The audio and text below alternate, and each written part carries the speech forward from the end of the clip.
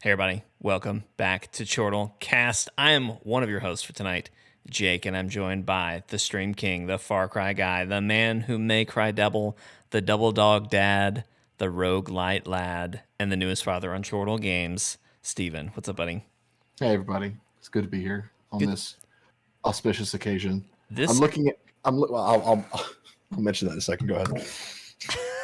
I don't know I'm what just he's going to looking- mention. I'm looking at the Chortie, and there's a fun little detail that I noticed. I do have the Chortie here because this is the Chortie Awards, the first annual Chortie Awards tonight. We are celebrating all of our favorite games from the year of our Lord 2022. It's very exciting. This is the Chortie. This is the official award. Yeah. So the thing I noticed was that even the tears of laughter have been plated gold. Yes, they are gold-plated. Gold-plated tears. Completely original design for the Chortie. Not based on anything else. Completely original. Are you sure? Oh yeah. I made this by scratch today. And when you say by scratch, Yeah. that looks an awful lot like a VGA. A what? I've never heard of that. I just, I looked at a bunch of different types of awards, and I just, I felt inspired, and that's what I thought about how games uplift us, And also, I really like games where you can fly, so I put That's wings, and then obviously the dog, the cat, that's our logo, so I put that there, Yes. That I don't know, that made sense to me, but I digress. Anyway, next time we'll make it two-toned. Maybe like blue on one side, maybe orange on the other side. maybe I felt like gold was just the right call. Well, some of these awards aren't good. Well, next time I'll make a really crappy looking one that's like rusty. Yeah, and it'll be the Chortie. Ladies and gentlemen, this is ChortleCast, the official podcast of Chortle Games, where we talk about video games, TV shows, movies, anime, whatever the heck we want to talk about. Of course, this is our typical last podcast of the year show where we talk about our favorite games. So a little bit different format this year, where as Steven has alluded to, we're calling it the Chortie Awards. This is our first Chortie Awards that we're actually doing, so this is very exciting. In the past, traditionally, we have done, I believe it's a top 5 list each of our favorite games that we played this year. And we had a bunch of stipulations, a bunch of rules. And Steven and I, we hate fucking rules. You know what I mean? So we said, let's throw the rules out the window. Get rid of those rules. And Go ahead. We've made a bunch of categories. So we have, of course, our game of the year. Big one. Big, exciting one. Probably going to be the closer of the night. But we also have a lot of other fun categories like Best Game Mechanic, which is going to be really cool to talk about. We have Best Adventure, Best Action. We have Best multiplayer game that we got to play together. I think we have a Game Pass game. Did we end up dropping that? Yeah, no, Game Pass is on there. Every single category that you filled out is on there. I did add one more category. We have a Best Trophy List category. Yes. It's going to be Jake has a Best Trophy List category. It's going to be great. Lots of fun awards to get through tonight. When you said that we're throwing the rule book out the window, and I've probably mentioned this clip on the channel before, but it's just such a funny, iconic Family Guy cutaway, where Dr. House shows up for an episode, and he's being really unorthodox, as House always is. Often is, yeah. And then By the way, what's that Vortex? A doctor comes in and he goes, Dr. House, you can't treat this patient without this, and hands him a book that just says the rules. And House just goes, get this out of my sight, and throws it out the window. Literal visual throwing the rule book out the window. That's what we did. Actually, in a way, I feel like the categories. So the reason we shifted to categories is mainly because there was a crap ton of games we wanted to talk about this year, and limiting ourselves to 5 each was just not going to cut it. But also, I feel like this, and I was telling Steven this, the way I approached this was I put together a top 10 list of just the top 10 games that I played this year, and I made sure that I had each of those in a category, and obviously I still was okay, this one deserves it, you know what I mean? But I was trying to keep myself okay, what were the games that I played? What were the games that I did really enjoy? And then just kind of found oh, well, this is what I enjoyed about that one. This is what I enjoyed about this one. But there are some in here that weren't on my top 10 list, but they were games that I really enjoyed getting to play this year. So this kind of got us to think about different things. So I think it's going to be a really good list altogether. To me, especially because I feel like if we just did top 5 like we normally do, then it would just be, for your half anyway, it would just be the Game Awards all over again. Because the Game Awards was very like catered towards what you played this year. I don't know. The Game Awards, in a way, yes. Mine will be the same games at the Game Awards, but probably different winners. But I guess to me, I wanted to avoid just being like, hey, because when we talk on live streams, we talk very casually about things that we like. And so if we just talked about, here's the 5 games we liked this year, right? People have already heard that. Yeah. So I thought, what's a way that we can still talk about the games that we like, but how can we talk about aspects of games that we liked and really kind of think what game made me feel like I was in an immersive adventure the most this year. And so we could take the ones that we felt had that aspect and talk about how they did that well, and talk about the individual pieces of the games rather than just saying Elden Ring was a hell of a game for the 50th time this year. We'll still say that, but we're going to say a lot of other things too. So it'll be a lot more of the why rather than just the fact that Elden Ring was great. Yeah. So I came up with most of these categories. Yeah. And the way I basically, Jake and I both submitted up to 6. It's up to 6 now. Mm-hmm. Of the games that we felt were fitting of these categories. I tried to be not all encompassing, but pretty inclusive to what we enjoy about video games here on this channel. And so there are, and you may cringe at this, there are 18 categories. Is it really that many? It's that many. That you sent me, that I've answered? Mm-hmm. Well, wow. It may have been 17 because remember I added one. Gotcha. That just that doesn't seem like as many as I'm looking at, but I guess it is. So, but the nice thing about this is that we get to talk a little bit about what we liked about certain games. We get to say like which one we think was the standout. Yeah. But it's super informal. We don't have to agree because we won't. Well, I was just about to say, and part of the reason why we've always done a top 5 is that we didn't want to have a definitive, like, here is what Chortle Games is saying was the best game this year. Because me and Steven obviously have very different tastes. And so we're still going to, for each category, like, we're each going to have a personal pick of, like, well, this is the one I'm giving to that category, but here's some other ones that I nominate. So, there'll like if you want to think of it as winners, there's technically going to be 2 winners in each category. But again, to Steven's point, this is to let us talk about lots of games for lots of different reasons. So. Yeah, because we love all these games for everything that's on this list. If you're looking for like a list of things to like, you didn't get to play much in 2022, you're looking for the highlights to go back and play. Everything on this list fits that. Except for maybe 2 categories. Maybe there are some that are like ones we didn't like, right? But everything else that we like are positive awards are definitely worth going. But the nice thing is, like, you'll kind of see why they'd be worth going to play, so you can kind of bend to your taste there as well. But, and you know me, I am an over-explainer. I don't so much like just saying this was my favorite game this year because it's more nuanced than that. Because to me, like, Elden Ring winning Game of the Year, yeah, I'm okay with that. But for me personally, it's not Elden Ring. And if I just said the name of the game for people that haven't talked to me for longer than 2.5 minutes, because I probably would have mentioned it within that past that 2.5 minutes. Right. But I'll be able to explain why, and we'll have talked about that game in some other categories, so you can kind of piece together. Oh, okay, yeah, I can kind of see the picture for me. So it's just us getting to talk about games that we like for. There you go. And now that we've talked for 12 minutes, just to explain what we're doing. You know what we're doing. We're still early. It's the Chortie Awards. It's the Chortie Awards, okay, everybody?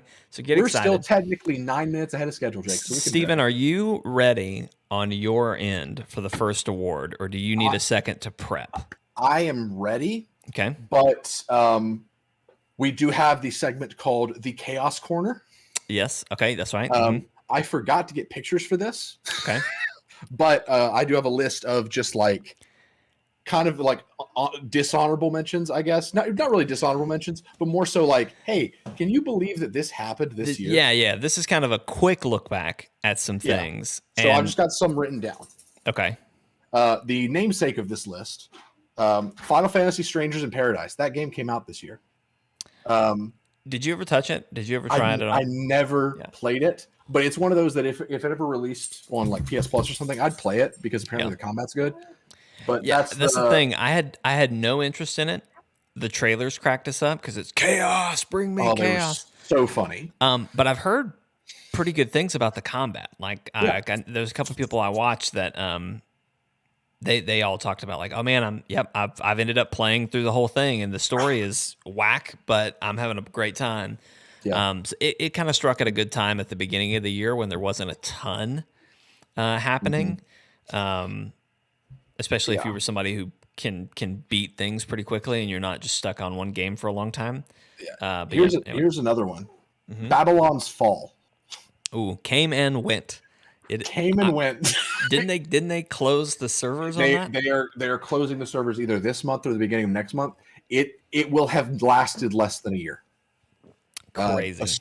A game by Platinum Games, which is normally a beloved studio for their combat, for their like action games, combat mechanics, all that stuff. And honestly, it wasn't that bad, right? Because I played the demo, and Jeremy and I both played it, or I guess it was a beta, and it was fine. Like there were so many decisions that they made that was like, why would you do this?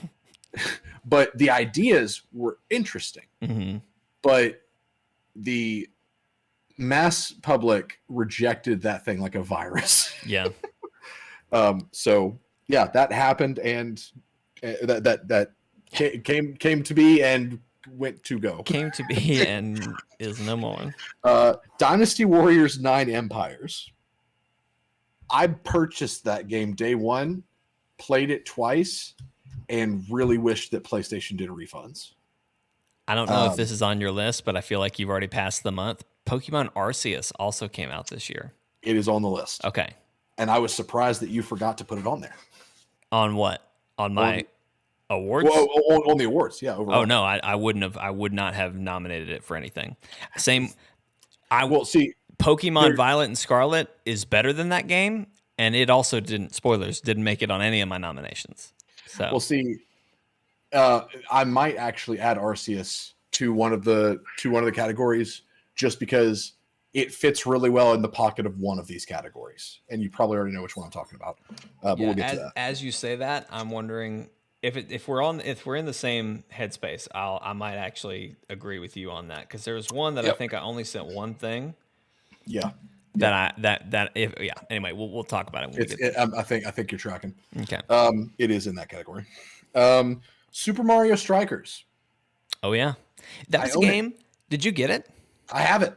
I've played it a few times. Do you want me to get it? At one point, we had been like, I'll stream it. I love soccer. I'll play it. Get it if you want, Jake. I don't care. I mean, I don't want it, but then don't bother. Like I played it. Like the first match, I was like, "Oh, this is fun." And the second match, I was like, "This isn't that fun anymore." So, yeah, I forgot about that one. That was a big moment too when that got announced, and just came and went. Yep, went with Whisper. Cuphead: The Delicious Last Course. I got that on PlayStation. Pretty good. Play it? It's so hard. Yeah. I played through a little bit of it. If you ever get it, or if it ever comes to like PS Plus or something, I would. I think it would be a fun stream. But for the sake of our friendship, that probably shouldn't happen.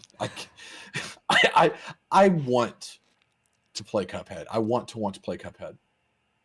But I just don't know. Yeah. Like it's so tough. It's tough. No Man's Sky on Switch. that happened, and Yeah. I forgot. And that's not even one where it's like, oh, that's so dumb. Like that's one where I saw that and I was like, why haven't I gotten this yet? Why am I not playing it? So I don't think that'd be a fun experience on Switch. we'll see. Not as a primary place to play it, but it has cloud saves. But you have the Steam Deck now. I do have the Steam Deck, but I also don't own No Man's Sky on Steam. It's on Game Pass. But just the thought of like, and also the save the battery life for the Switch is way better than it is for the Steam Deck. You probably have heard that before. Yeah, but is it worth that? I don't know. Like that's just one of those that I was surprised they did it, Mm-hmm. and I was curious to try it. Never got around to it. Never got around to it, but we'll hear a lot more from No Man's Sky during the awards tonight. Oh, okay, all right. And then lastly, Saints Row. Did that come out? That came out in August, and it again was rejected like a virus. Wow. No one liked it. Yeah. And it's a bummer. Yeah. Because that's a franchise that like it 10 years ago it was not cutting edge, but it was fun and satire. Right. But if they released a Saints Row game from 10 years ago this year like they did, because they didn't really age the franchise up at all, Right. then it's like, this is really juvenile. This isn't as funny as I thought it was back then, you know? Yeah. Like it's like seeing that high school friend from your hometown and being like, they haven't changed a day, and that's not a good thing. Yeah. But yeah, so there's your Chaos Corner. Just weird stuff that I saw that and I was like, huh, that's crazy. Another one, Dodgeball Academia. I could have sworn that came out this year. It was August of last year. Oh, really? Yeah. Huh. It's wild. Did you ever play Yeah. that? You liked I loved it. Yeah, yeah. I loved that game. It was fantastic. It was on one of the categories until I double checked and I was like, that doesn't qualify because that's not from this year. But yeah, so there you Love go. Would we like to begin? I think we are ready to begin the awards proper. You Okay. tell me when you're ready for a transition to your screen. I am ready for. I'm gonna actually do a different text tool for this one that'll work better. Go ahead and put in the title for what we're doing first. That's way too big. Oh no! Oh no! Okay, hold on. Am I good? I don't know. Check it. Just send it live. We'll fix it. Hang on. No, I got it. Yeah, you're fine. You're good. Okay, great. Okay, we're gonna start way smaller than that. Yeah, just don't do that again. Chat, you couldn't see it, but Steven completely ruined my next screen. It was perfect. I am underestimating the artistic text tool. It is coming in hot. Okay, there we go. Most okayest game of 2022. Wow. Are we ready? Starting off. Are you going to pull in each one as we go? I'm going to pull in each one as we go. I'm just going to Okay. drop them in like we would with a versus. Okay, well, I'm coming to you And I've now. got them sorted by folder. I'm actually fairly prepared for this, considering how things normally go. All right, so are you ready? Yep, we're on you. So, most okayest games. Okayest game. Let's describe this category for a second. This is basically a game that we enjoyed, but it's like the 7s and 8s, like the ones it's the 6s and 7s. Okay, 6s and 7s out of 10. It is the games that were just good enough to warrant mentioning. And we're just going to go right into this. Good category to start. Pokemon Arceus from January. So there's Pokemon Legends Arceus. Yeah. So this is one that you brought in. This is not the category I was going to mention. Actually, I'm going to drop it in another one, I think, because one of them was a little light, and I think if you have it, I can just tell you when, and you can drop it back in. But yeah, this is a good one. Pokemon Arceus tried something new. Yeah. Completely open world Pokemon game, and it was fun. It worked. It proved the concept. Pokemon has just hit a point now where they've got to, I don't want to say grow up the series because I don't want it to be like edgy, but we've got to figure out something. They've got to take more time. They got to make moves. They got to make moves and make an impression rather than just be like, hey. They put this game and Scarlet and Violet out this year. Yeah. In the same year, we're getting the first fully open world and then the first fully open world mainline game in the Pokemon series. Those are major projects that both needed. Arceus, I think it gets a little bit of a it felt like an experiment. Because it very much was an experiment, I think. Yes. Scarlet and Violet, unfortunately, suffer because we saw this and then came to Scarlet and Violet, and it was not any better.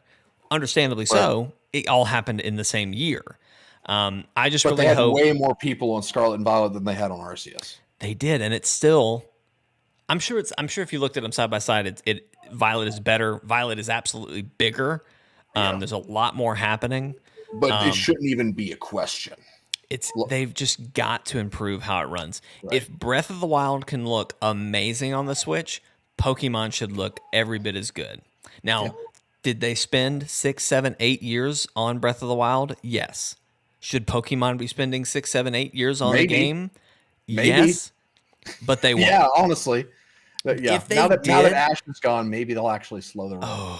See this, and I didn't think about this until I realized how far Pokemon as a franchise extends. Obviously, you've got the video games, and I think somewhere at the heart of it, that's like the core. That's where it really starts. Yeah. But then you have the anime, and then you have the trading card game, and then you have Pokemon Go. And all of them benefit from new Pokemon. Mm-hmm. And so I think they could get away with taking longer with the games and launching just like more Pokemon. Because the show, actually, the anime, is a little behind right now. Like it's actually, they just kind of wrapped. So as you mentioned, Ash's journey is ending, right? That they've had this series that it's like Ultimate Journey, Master's Journey, and it's kind of just like all the same show and same characters, just instead of doing, actually they still do seasons, but basically they do like a 4-season arc, and then they do like a new name of the show, but it still has Journey. And so like they've been slowly making their way through the Galarian map. They've done a little bit of Arceus. What's up, Matt?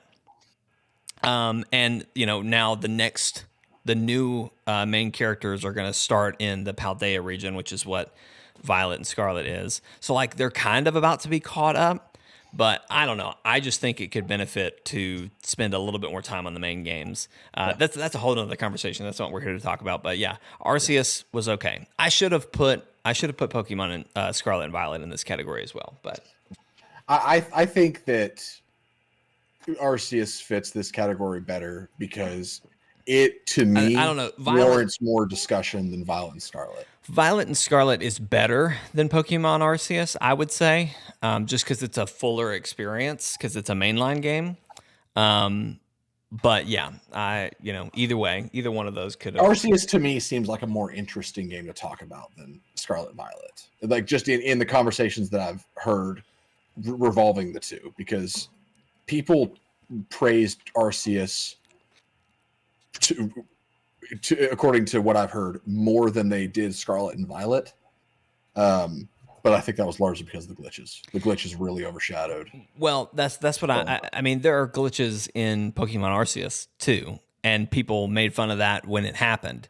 It's just we all kind of, again, it got a lot more grace because it's an experiment. It's not a mainline game. And then the next mainline game took the learnings from this experiment, and honestly from Sword and Shield too. They kind of did the first open area, and we still, it still is not great. So anyway, but yeah, we should probably We should probably move on. I know. That's why I said I tried to, and then you brought us back. So here we are. Okay.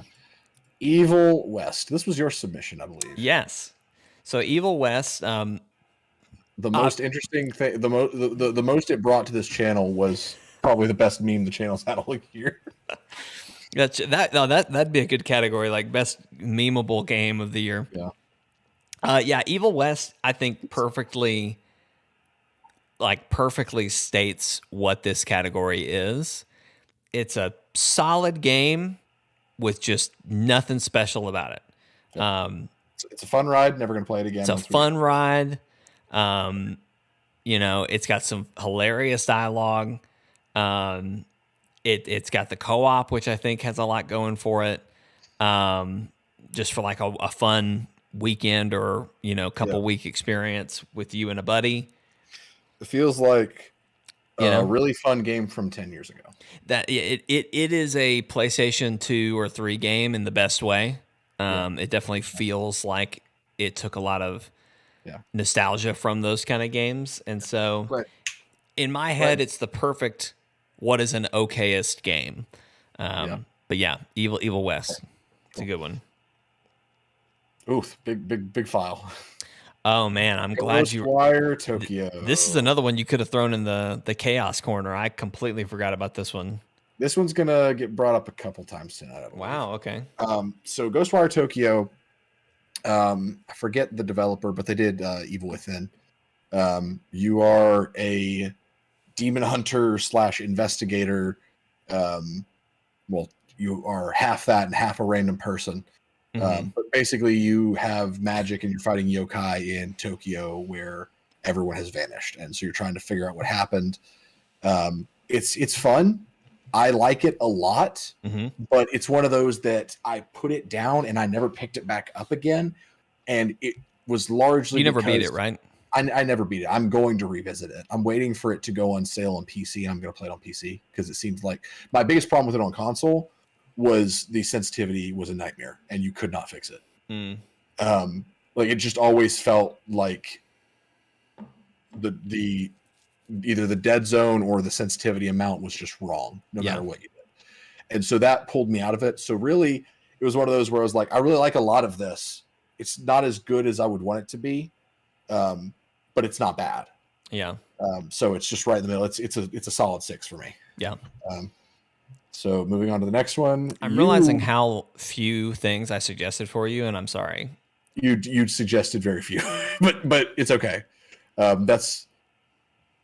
I think as we do this, like after we've done this once, we'll get have better. A better at system for it. Yeah. Yeah.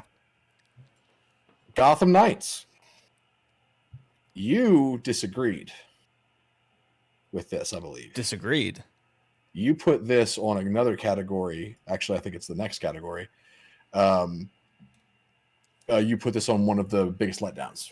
Yes. So do you think this belongs in most okayest game, or do you think it belongs just in the letdowns? Well, and I mean, to spoil letdowns a little bit, we can talk more about why you think it belongs there. Yeah. Well, I mean, it's gonna to kind of explain why I don't think it belongs here. Well, I think it belongs here. It can be in both. It definitely belongs here. It is an okay game. I think the reason I would give it to biggest disappointment is I thought it was going to be better.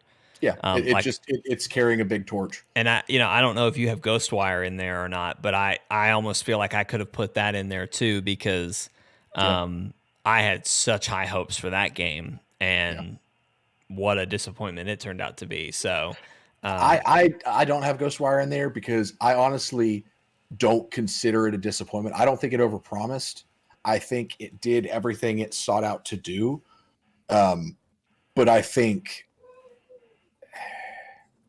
I think it's either for you or it's not, and it just happens to be enough for me to where what a lot of people consider flaws doesn't bother me as much, I guess. Well, Gotham Knights, though, I think we will get to why it's a disappointment, Matt. That's the next one. I think it fits this category too because it's just okay. Like it's fun. It's fun. It's fun to play with friends. It does some stuff very well, which we'll talk about later. It is in a more positive category. It's not just in the two somewhat negative categories. But yeah, it's not a bad game. It was just a very odd choice for the legacy that it has. It just felt like an odd path to walk for. Yeah, like the gameplay doesn't feel as good as you wish it did. And it just like some things just don't feel right, like they weren't tuned well enough, or again it could be kind of the Avengers issue, which is you want the button layouts and the you want to be able to easily jump between characters and you know what you're doing, with the controls. Yeah. So it could be that playing into it, but just stuff didn't feel right. I personally don't know that, like, there are some really interesting parts of the story, but then there are some that just don't feel fully fleshed out. And again, it's telling 4 character stories all at once. And, that can be done and it can be done well. I just don't think for whatever reason they took the time to do it as well as they could have. Yeah. Like Red Hood, great story, really interesting stuff. But Tim Drake, his stuff is not as interesting. See, how much of the game did you play as someone other than Batgirl? None. I haven't played anybody else. Okay, that explains a lot. I feel like Batgirl, and it largely has to do with her vocal performance, is probably the least interesting or most annoying character, because it's like they didn't give her voice actor notes. They were just like, here are your lines. We're not going to give you any context or any inflection that we would prefer, because it's just like, wow, that man's dead. Dick, can you believe it? Like, it's just ear grating. And so I feel like everyone else, and again, I'll talk about this more in the later category, but everyone else really brought it to me. I need to eventually play everyone else, but I was going to say, I based on your conversation with you, I feel like Tim's is the least interesting story, and then Red Hood is a really interesting part of the story. I was going to say Barbara was the interesting part of the story because there's a lot of stuff with her dad that kind of plays out of like this mystery. But again, I haven't made it very far, so I don't know how it all ends and how it comes together. But we'll talk more in a later category. But so I will revisit the whole Tim thing because I do have notes on that. Okay. Next one, Tiny Tina's Wonderlands. Another one that came in, I totally forgot. See, this is why this is hard for me, is because when I go down a list, I didn't even write this one down. I forgot that I played this one. So it's a fun game. And honestly, I wish we played it more than we did, and I would totally be fine with revisiting it. Yeah. It's one that we forgot. You know what I mean? Yeah. Like every time we come up to we need a 2-player game, we pick something else. So I mean, I think it's fine. I know hearing about the story of the original one, the DLC, and how that kind of tied into the main game storyline was really cool. Yeah. This was way better than Borderlands 3, in my opinion. Like gameplay? Just, all of it. Oh, okay. Even the story? Even the story. Oh God. Story for Borderlands 3 was awful. Oh, well, so I guess maybe I need to back this up, because I'm kind of going off of some conversations we've had, because you told me about how in the first one, how it ends, she kind of talks about a certain character and how it was kind of this emotional moment for Tina. So that's whereas 2. Okay, I'm just talking about whatever the DLC was. Yeah. That's the DLC for 2, which is technically the predecessor to this. Yes, because you did Bunkers and Badasses in Borderlands 2, and then Borderlands 3 came out. Awful story. Yeah. And then they released this, which was a callback to a DLC in 2. Yes. Yeah. Okay, so what I'm saying is the DLC in 2 was good. Sounds like it had a really compelling story that talked about how, it really showed kind of a deeper look at Tina's emotional state. And then this one just kind of seems like it's just she wants to keep playing games. Like, so what, here we are.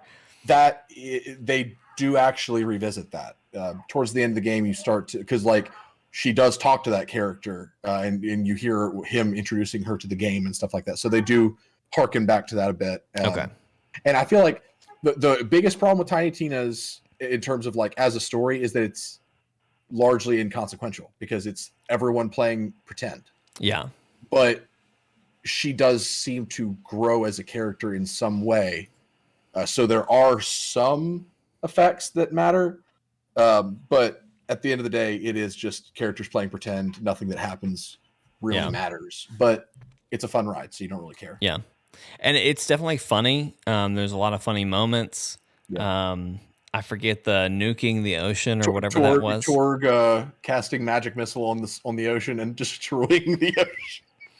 Like that was pretty good. Oh man, that was great. You know, I'd love to hear your opinion on gameplay because you're more the Borderlands guy than I am. But I just it's like the best gameplay the Borderlands has ever had. Really? See, I just thought like it was just fine. Like I didn't love it. I mean, Borderlands has never been great. Yeah, like Borderlands 2 for its time was phenomenal. Mm-hmm. But if I was to play Borderlands 2 today, I'd be like, this is a little dated. Yeah. But Tiny Tina's has, I say it's the 3 probably has a little bit better gameplay, but Tiny Tina's has the advantage of so much more character customization because you create your own custom class based on 2 classes. Yeah. So to me, it added more because there was more customization. I'm a big customization guy. Yeah. All right. Let's move on. I think as we your camera just switched to whatever you showing now. Huh?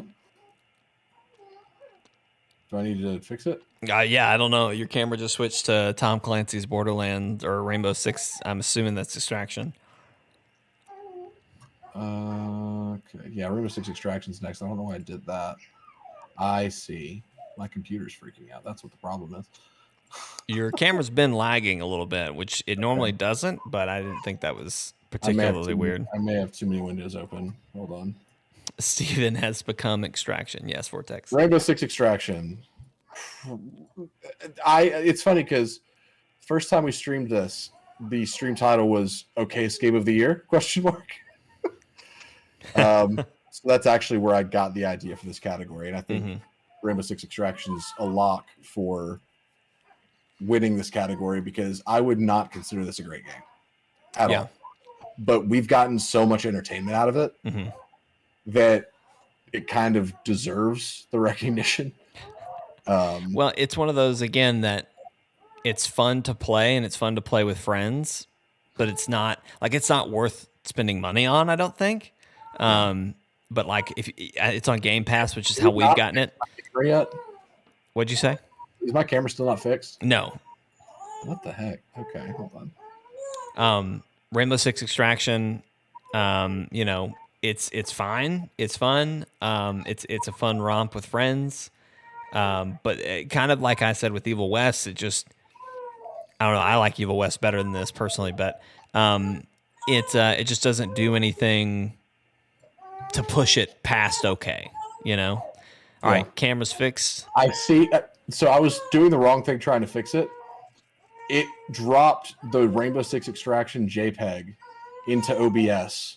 Nice. And that's what I was streaming to you, and I have no idea why I did that. Nice. That's stupid. It happens. Okay. You know, it's part of it. Cool. All right. Hold on. I'm getting my stuff back together, and we're good. Okay. So what do you think? So do we want to just pick like what our answer was for this, and then I say we both pick one and then we move on. So I mean, Evil West was my only nomination for this, but I'm glad you brought RCS in. That's one I definitely can agree with, and even Gotham Knights. Like I feel I would have felt comfortable nominating that. I just didn't think of it in that way. Yeah. But definitely Evil West for me is if you want to think of it as like the most okayest game to play, you know what I mean? That's kind of where I put it, and why I think like, I don't know, in a way it's kind of funny because it's like most okayest. Well, does that mean like could Gotham Knights be better than the winner? You know what I mean? I don't know. Anyway, I think Evil West for me is it.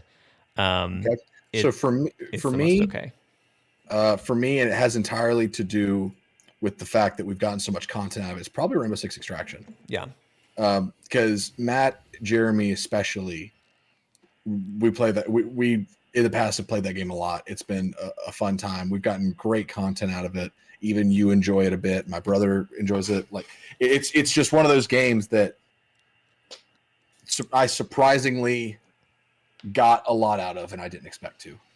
Austin, you have to break the Destiny 2's hold over you. You know, you just got to stop playing, Austin. I had to just stop. I had to just stop. I had to just you tell myself win. No.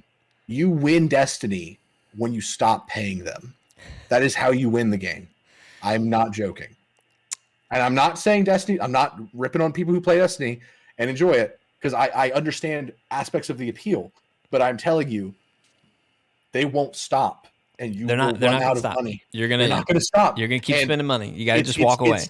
Eventually, you're going to be like, what have I done? None of this was worth it. It's better that you just stop now.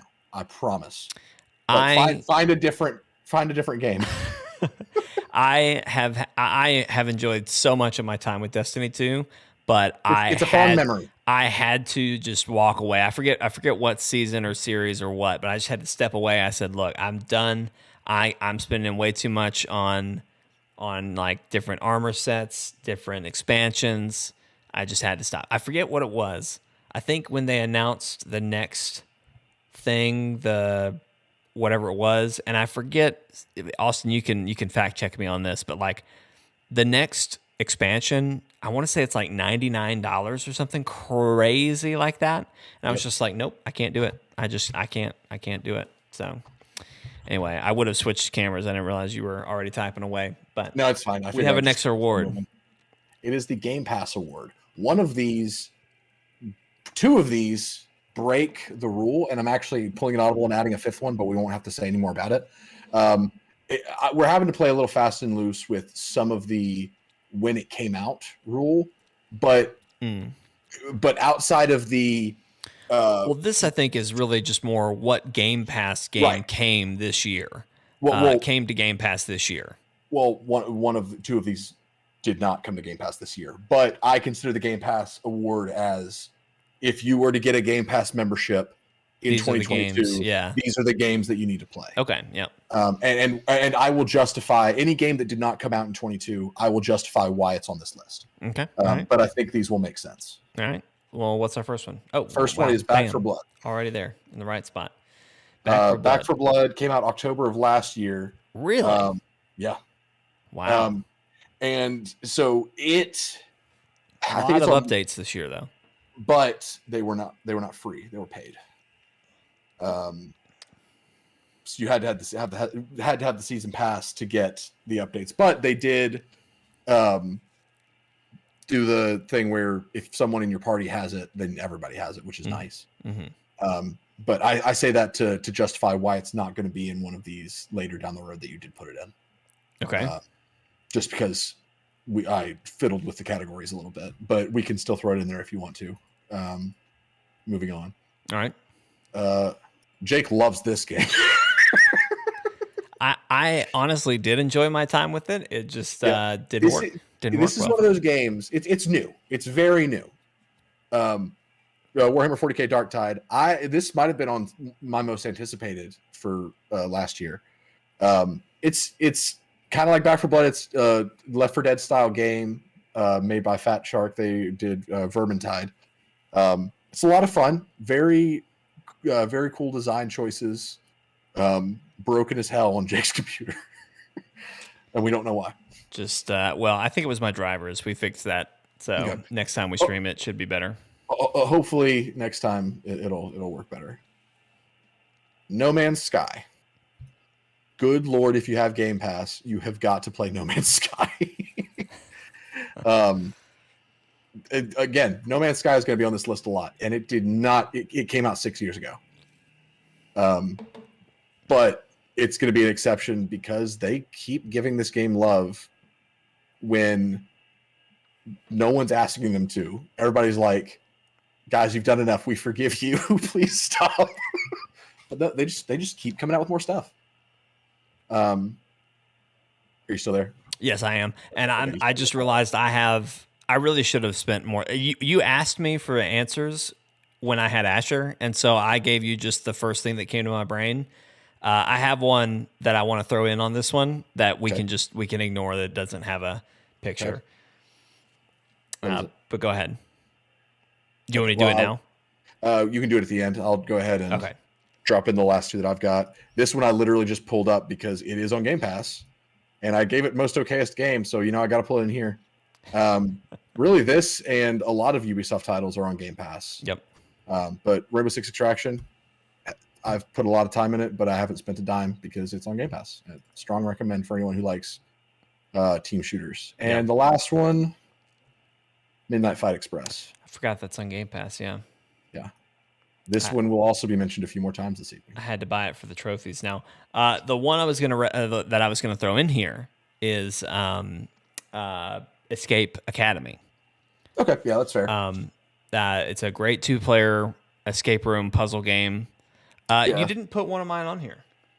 Which one? Grounded. I don't know how I didn't make it in here. Yeah, definitely. Grounded's on a lot of these. I don't know how I missed.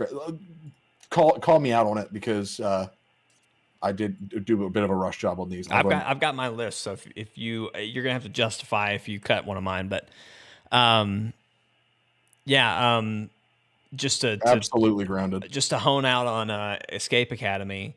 If you're a big fan of escape rooms, this is the closest you'll get in a digital format, in my opinion, to doing an escape room.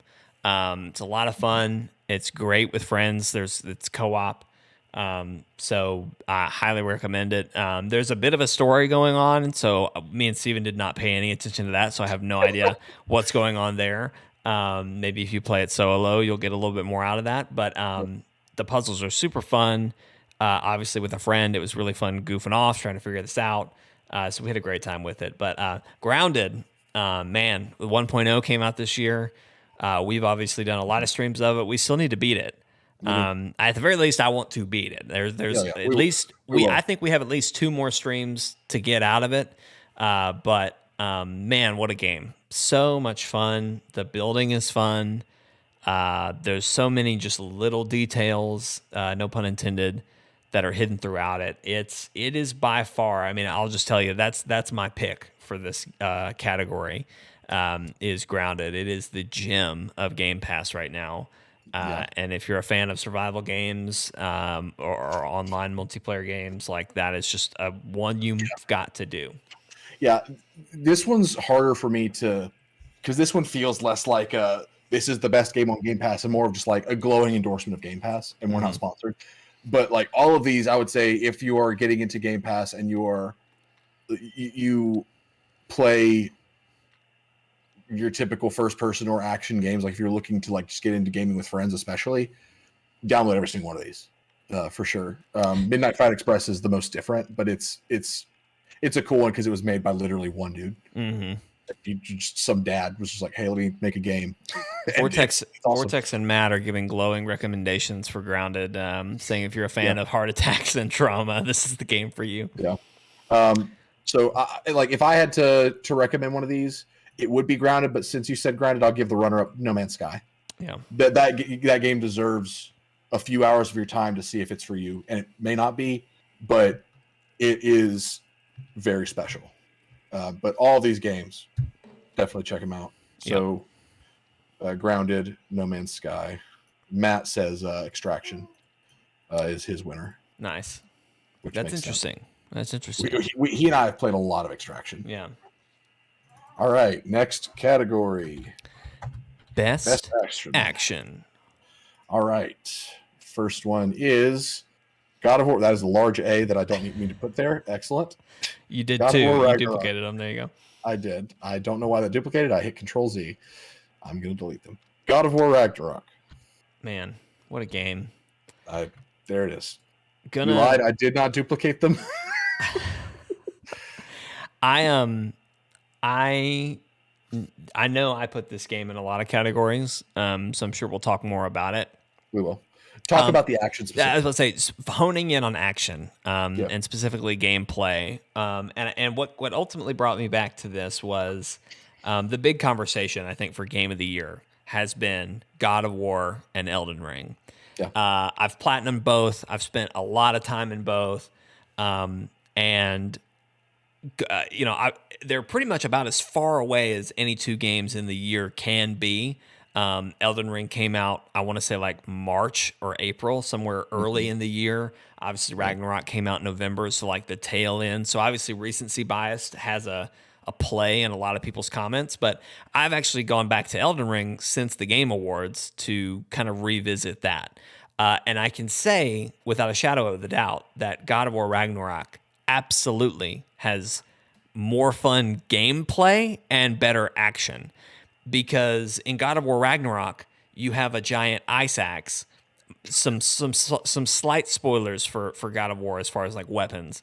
You've got your Leviathan axe. You're throwing and shucking and chucking around. You've got his chaos blades that you're swinging around with fire, and you're causing explosions and doing all this crazy shit. You get a new weapon in this one that's a drop near spear, which is just infinite throwing spears that explode. The combos and just crazy maneuvers you can pull off in this game. This isn't even mentioning like what you can do when you play as Atreus, okay? Atreus has a sword that is sentient and can just zip around and do its own shit. The action is crazy. There's so much shit happening. And Elden Ring, there are cool moments like when Radon jumps up into the sky and comes out of the sky and just crashes and decimates. The whole Radon fight is one of my moments of the year. They're epic moments, but I think as far as like action, like what am I doing? I'm dodging like crazy. That's all I'm doing in that game. And I played a magic build, so I'm swinging magic, and like there's really cool magic there. But I think really what it is you can do some really cool action in God of War Ragnarok without much skill. Right. It's the feeling of being the one with the gun and being the one that has to survive the guy with the gun. Yes. Like it's the difference. There's the difference. Yes. Because in Elden Ring, you are the guy trying to survive the guy with the gun. In God of War, you are the guy with the gun. Yeah, you have all the power versus you don't have any of the power. Right. That kind of thing. So I mean, I'm pretty sure this is going to be my winner, just to spoil that. But I had another strong contender that I put up for this one. So all right, next one, Outriders World Slayer. This was a last minute addition for me in the action category because it's third person Diablo with guns, and I know you never got. World Slayers come out this year? World Slayer came out the same day as Monster Hunter Sunbreak. Wow. Yeah. April 30th, I think. Yeah, no, that's fine. I knew it did come out this year. It was more like again, Chaos Corner, like that was this year. Jeez. Yeah. But World Slayer, it was a last minute edition because I realized I hadn't really talked much about it. It's great. It is such a fun, in your face action experience to play as a like high tier character in Outriders, because it's just a constant progression of power, and like it feels like in God of War you're the guy with the gun. In Outriders you're the guy with a machine gun. Basically, like things have a chance against you, but you never feel like you are not the most powerful being in your immediate vicinity. So it's a very gratifying action experience, and also has a lot of depth in how you do like character building. Yeah, and I'm a big fan of that. Yeah. Next, Sifu. Man, what a game! Finally got the platinum. The trophy that eluded me the longest was there's a trophy to do all of the takedowns. Mm-hmm. There's a really crazy takedown. It's not even crazy. It's just like the chances of you doing it would almost have to be on accident. It's a running takedown. Like you have to sprint at a character and then do their takedown. Like you have to have a character queued up for a takedown and then sprint at them. Took me forever to figure out that was the one I was missing. Yeah. So Sifu is like if it honestly feels like a combination of a God of War and Souls-like experience, where you are very capable and can pull off really cool looking stuff, but you will die and die and die again. Sifu is the reason I tried Elden Ring this year. If Yeah. Sifu had not come out before Elden Ring, I probably would not have given Elden Ring a shot. Yeah. Okay, Matthew says, to be honest, never heard of it. So let me give you a rundown. So Matt, Matt has. He's not a PlayStation guy. He's not a PlayStation guy. Never did it mind. even come out on PC? No. It's on Switch. It might have now. It may have launched now. In fact, I'm pretty sure it is on Steam. So basically, Sifu is done by the guys that did Absolver, which is another martial arts John Wick, the game. It's John Wick if instead of your puppy getting killed, it was like your father, and so you are seeking revenge on the group of people that killed your father, and it has this really cool message on revenge that Last of Us 2 really thinks that it pulled off, but it didn't. Sifu did way better, which is basically if you define your life with revenge, you're digging your own grave as well. And so this game, go ahead. When you die, you age up. And so you are if you're playing the game trying to get from boss to boss to boss and you just keep going, you're literally watching your character's life pass by. Yep. And that's a really cool mechanic. We're going to talk about it more later because it's going to be mentioned in one of these categories. But the action's great.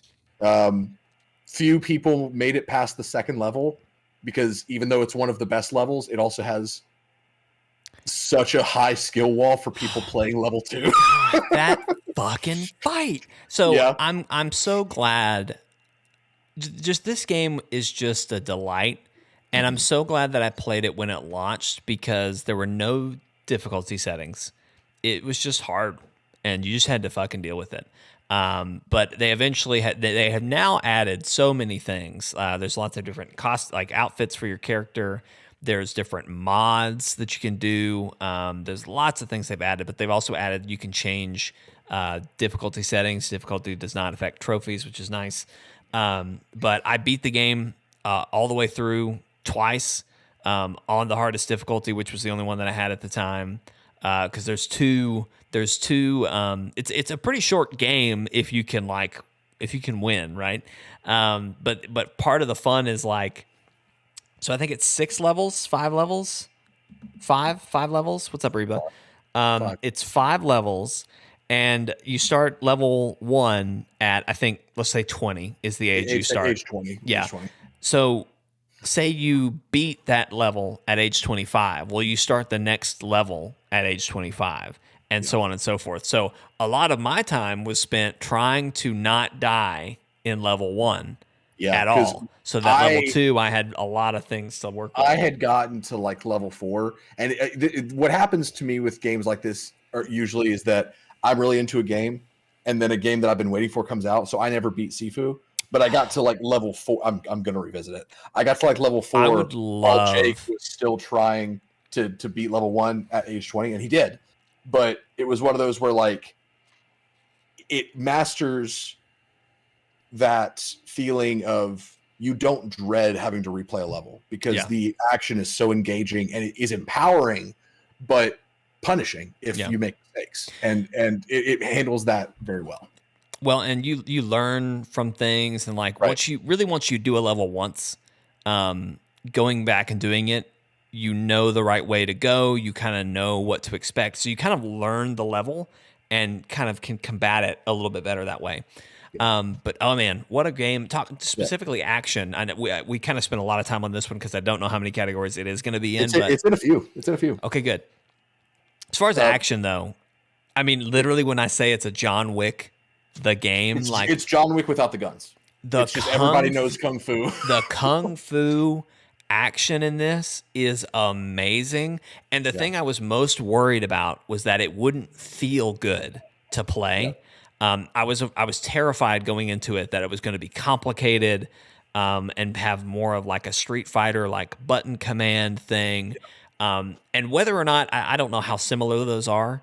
I don't think they are, but regardless. It's so simple. It's very intuitive. It's got a bit of that feel of like to do like a knock like a knee sweep You like do back, forward, then triangle or something like that. So it has a little bit of that fighter button pressing, but it's in 3D, and there's a lot of systems to work with. So you don't have to be a master at every type of move to be competent at the game. There's definitely some skill, but There's a lot of skill. You can easily learn to grow with that skill. But anyway, but it's telling of a good action game when we can have a conversation and talking about the boss of the club level, and I'm able to say I figured out his weakness. You just got to do leg sweeps or whatever, and like I can master something while you are having trouble with it, but you've mastered something that I haven't. Mm-hmm. Like there's a high skill ceiling, and I really respect games that are able to do that. Yeah. As we're about to find out.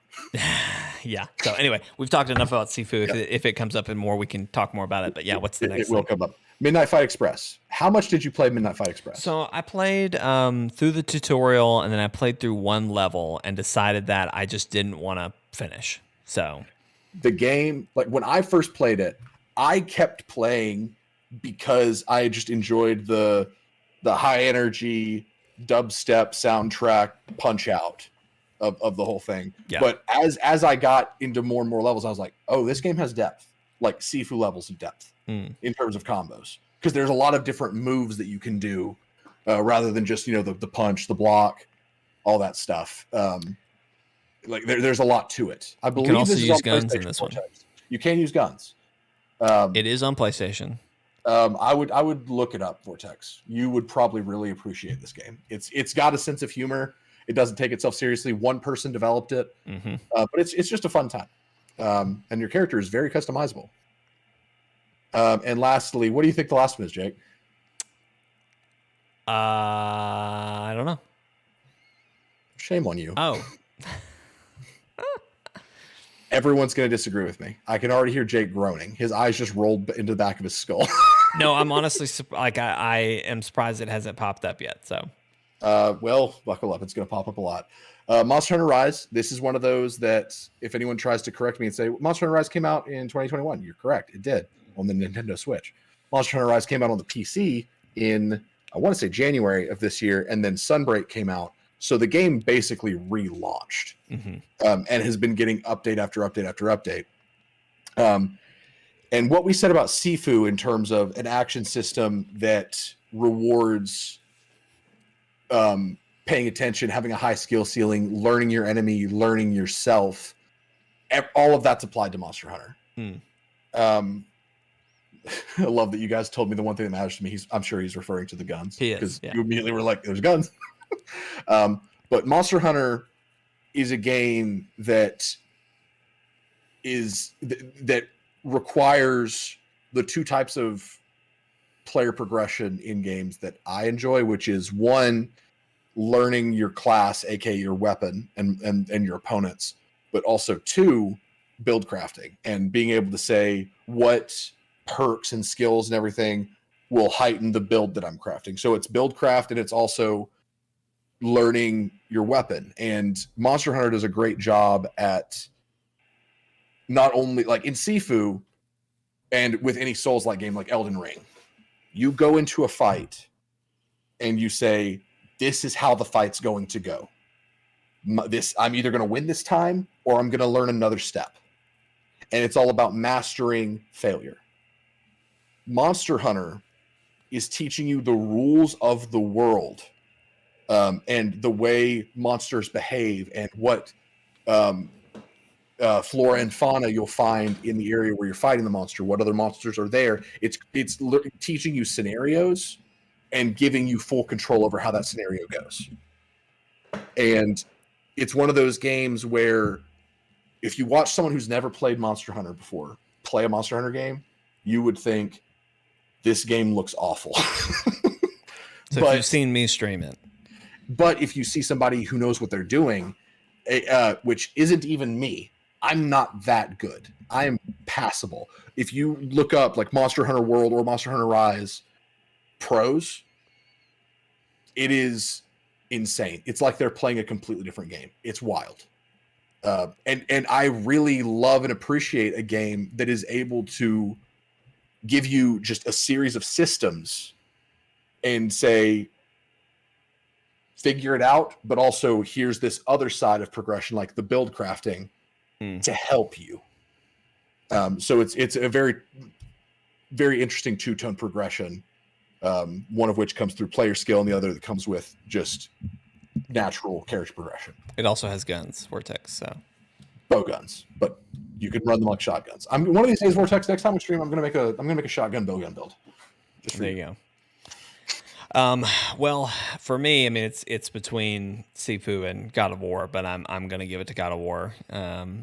I do think it just takes the best of the two, but man, I wish Sifu could take it. It's so good. I cannot recommend it from an action standpoint enough. Yeah, Sifu is one of those that it's not for everyone, but everyone should try it. I would so love a stream where you and I both play it and like we beat it for you. You know what I mean? Like we watch you beat it. Oh, yeah, sure. Yeah. I thought you were implying that I needed help. No. Okay.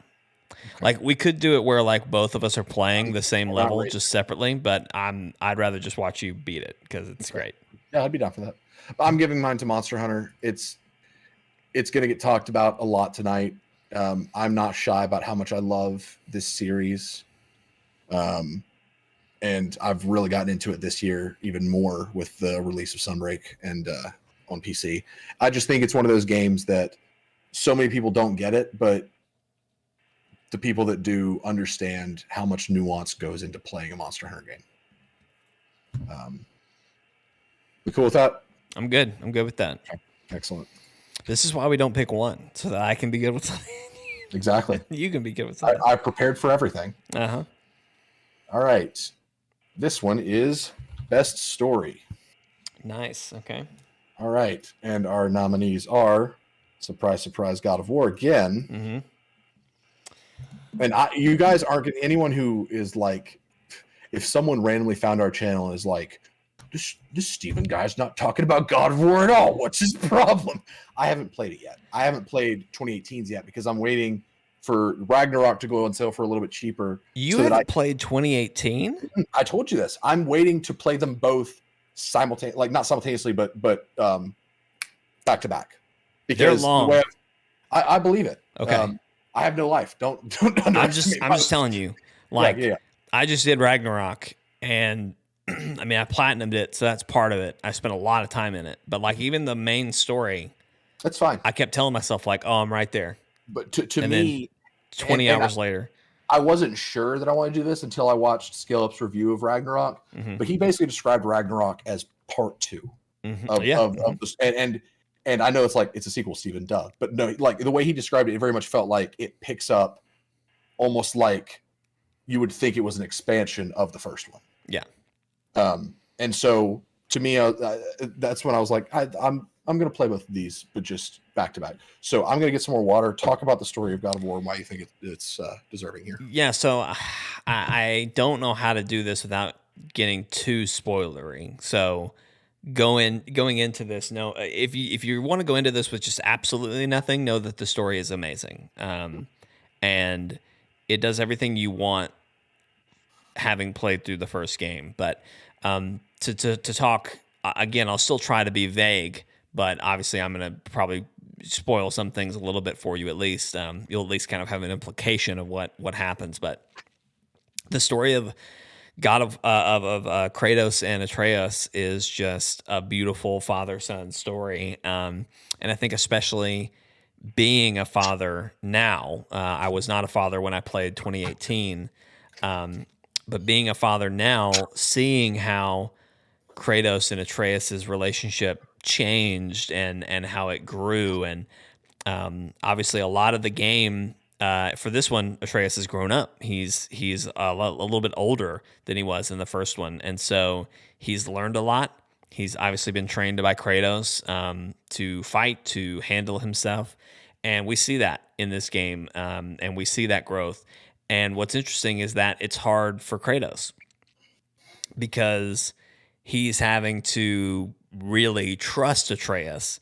Not that he didn't trust Atreus before, but it's different when suddenly this kid who you've trained suddenly knows what he's talking about, but also is actively like leading your group, and basically you go on a quest that Atreus wants to pursue, and you're trying to guide him without stopping him, but also just again as a father, like just watching how Kratos had to go through these different things, it really got me thinking about like how am I gonna eventually address something like this with my son, with Asher. Now obviously Asher's probably not gonna he probably won't take on, like Odin and try to take him down, but just as he gets older and wants to pursue. When you need to deal with the pantheon, the first thing you want to make sure to do. I'll have all that queued up, but just just like as Atreus is making a lot of young people mistakes, and even your father or not, like growing up, you look at things you did as a child and you think, wow,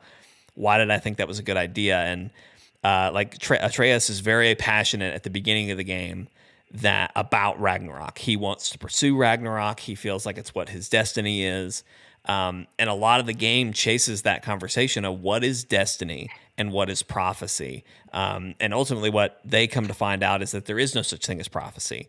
It's just that people are so predictable because they don't change. They stay in their ways. And what Atreus and Kratos kind of come to is we need to ignore prophecy. We need to ignore what destiny tells us.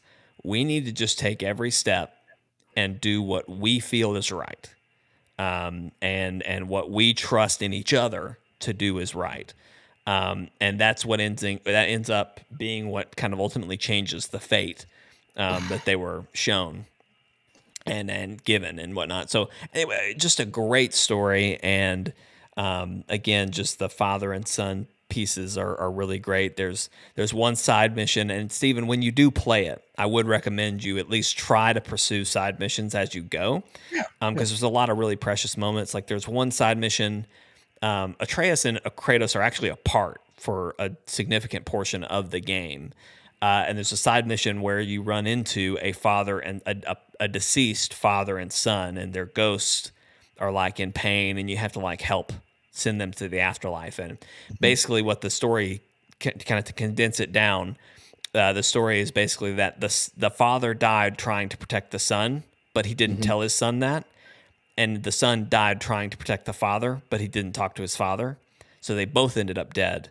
Right. And at the time, it was really interesting because that was exactly what Atreus and Kratos were doing, right? Atreus had run off on his own because we were not listening to him, and it's not even that we weren't listening. It's just we had very strong opinions, a different direction, and he felt like we weren't listening to him, which is still valid. Anyway, kind of when they came back together, that was knowing kind of how the other story had gone was interesting. But also, there's a side mission where you free this giant jellyfish thing, and I did it with Atreus. I'm sure you could potentially do it without Atreus, but in the moment I did it with Atreus, we had just finished a big mission. We were ready to go home.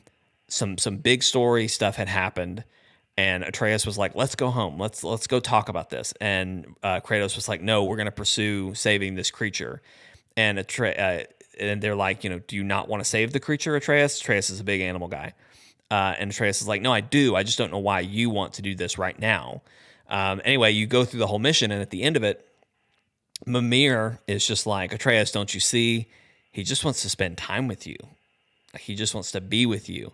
And so there's a lot of really cool, again, father-son story moments like that. So definitely playing as a father makes me really passionate about the story, because I have, especially in the old one, see a lot of that and the relationship and the emotions that you have. But anyway, it's great, and even just in a larger part of the story of just like where everything goes, I think it keeps the themes of the first one of be better, do better, and I think it does that in a way that's satisfying.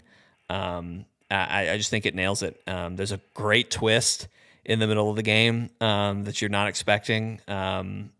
It's really good. It's really good. So yeah. Sorry, I went a little long-winded on that one. Fine. Tried to be a little vague there too, but it's great. It gives me grace when it's my turn to be long-winded. There you go. I'm going to give you a break. 3 of these are yours. Only 2 of these are mine, which is very interesting.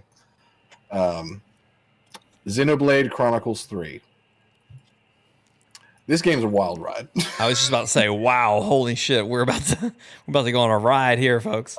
So I'll talk more about just the game overall later, and it's probably out of order, but the order it is what it is. I'll explain more of my story with Xenoblade later, but basically the story of Xenoblade Chronicles 3 can be boiled down to the beauty in mortal things, because the premise of the entire game, I don't think this spoils anything, is that you have a party of 6 characters. I'll talk more about them later, and 3 of them, like it's 2 groups of 3. Each group is from one of 2 different sides, and these 2 sides are constantly fighting each other, and they're all at war with each other, and killing the opposing side fuels the flame clock for the other side. So basically, they need to kill the other side to survive. They only know killing. They only know combat, because they aren't even born. They're basically brought into existence, or they're test tube babies or something. Like, they don't have natural existence. Yeah. They're manufactured. They're built. And from as young as from a certain age, whether it's right when they come out of the manufacturing or whatever, they are trained to kill. They are trained in war and trained to fight, and they don't know anything else. And they all have a cycle of which I think it's called terms. They have a life expectancy of like 7 years or something like that, some small number. And so they are all taught that the greatest honor is to live through your full term, because when you meet the end of your term, you are given this ceremony where you fade away, basically, and just become a part of the energy and light that is your queen. And so it's a lot of like high fantasy, complicated anime-like stuff, but the way they utilize the characters in the world, and these characters who don't know what life is, they only know death. Seeing them learn what it's like to be human, and learn that they would much rather have an existence that meant something, that is meant to end, than they would have an endless cycle of meaninglessness. That's basically the thesis statement of this game. And they tell it with really likable characters, but it's a very Japanese game. So I was waiting for it. I was just like, when is he going to say it? So you have these really touching moments between characters that have been mortal enemies for as long as they've known. But then you've got these little fluff balls with hand ears that talk in third person. So like, it's got those weird things, but the story is very interesting, and it's poignant. It has a lot to say. If you can look past what's saying the dialogue is really compelling. And there was one cutscene that, like, it was at the end of a chapter, and I played this game the majority of the time that I played this game. Still haven't beaten it, by the way. I'm on the last chapter, but again, I play a lot of games. I make do with what I can. But there was one chapter, and the majority of my time playing this was when Anna was pregnant. So before we had Peter, to be said, our nights were not as hectic. So he would be asleep, and I'd be in bed playing my Switch. And that was just the majority of my time playing it. And there was the end of this one chapter where things go catastrophically wrong, to the point where you feel like the game is ending, and it's not ending in your favor. And it is a cutscene that lasts, I kid you not, it's like 3 hours. 30 to 50 minutes. Oh, of a okay. cutscene. 3 hours. I don't know. I felt like it was something crazy like that. But in that cutscene, you are brought to such desperation with the characters, and you see them at their lowest, and you really think that one of the characters is going to die. And then they do. And the way they handle that moment, and the way they handle that character's passing was just very touching, very emotional. It was very gripping. I was engaged the entire time for a cutscene. I felt like I was watching an anime. It's very competent. It's one of those where you look at it and you think, this game looks weird. Mm-hmm. It's not as weird as you think it is. Xenoblade 2 apparently gave the game a really bad rep in that it was a lot of fan service, like a lot, like the scantily clad girls kind. This game has basically none of that. Because, and this is something I said to Jake, something that I find so appealing about these characters, and I'll talk more about this later, is that they are in a world that doesn't acknowledge sex. So the female characters have nothing to prove because they are all equals. They are created as peers. Some of them happen to be men, some of them happen to be women. And so it's very interesting seeing the way they're written, because they're still written in such a way that you can tell, like, okay, this one has a bit more of a feminine personality, but I don't find myself having to question why she is the rank that she is or how she has more capability than this other character, because it all explains itself really well in the context of the fact that none of them acknowledge man or woman or even sexual attraction or anything like that. It's very clever. So there aren't any characters banging, and this is what I'm hearing. No characters are banging. Dang. Yeah. Although there are because there are a lot of side characters, which adds a lot to the story. There is a character that's married. He's one of the best side characters, and also the main party of 6 witness a child being born, and they do not know what to do about that. They're just like, what? It's so small. Where did it come from?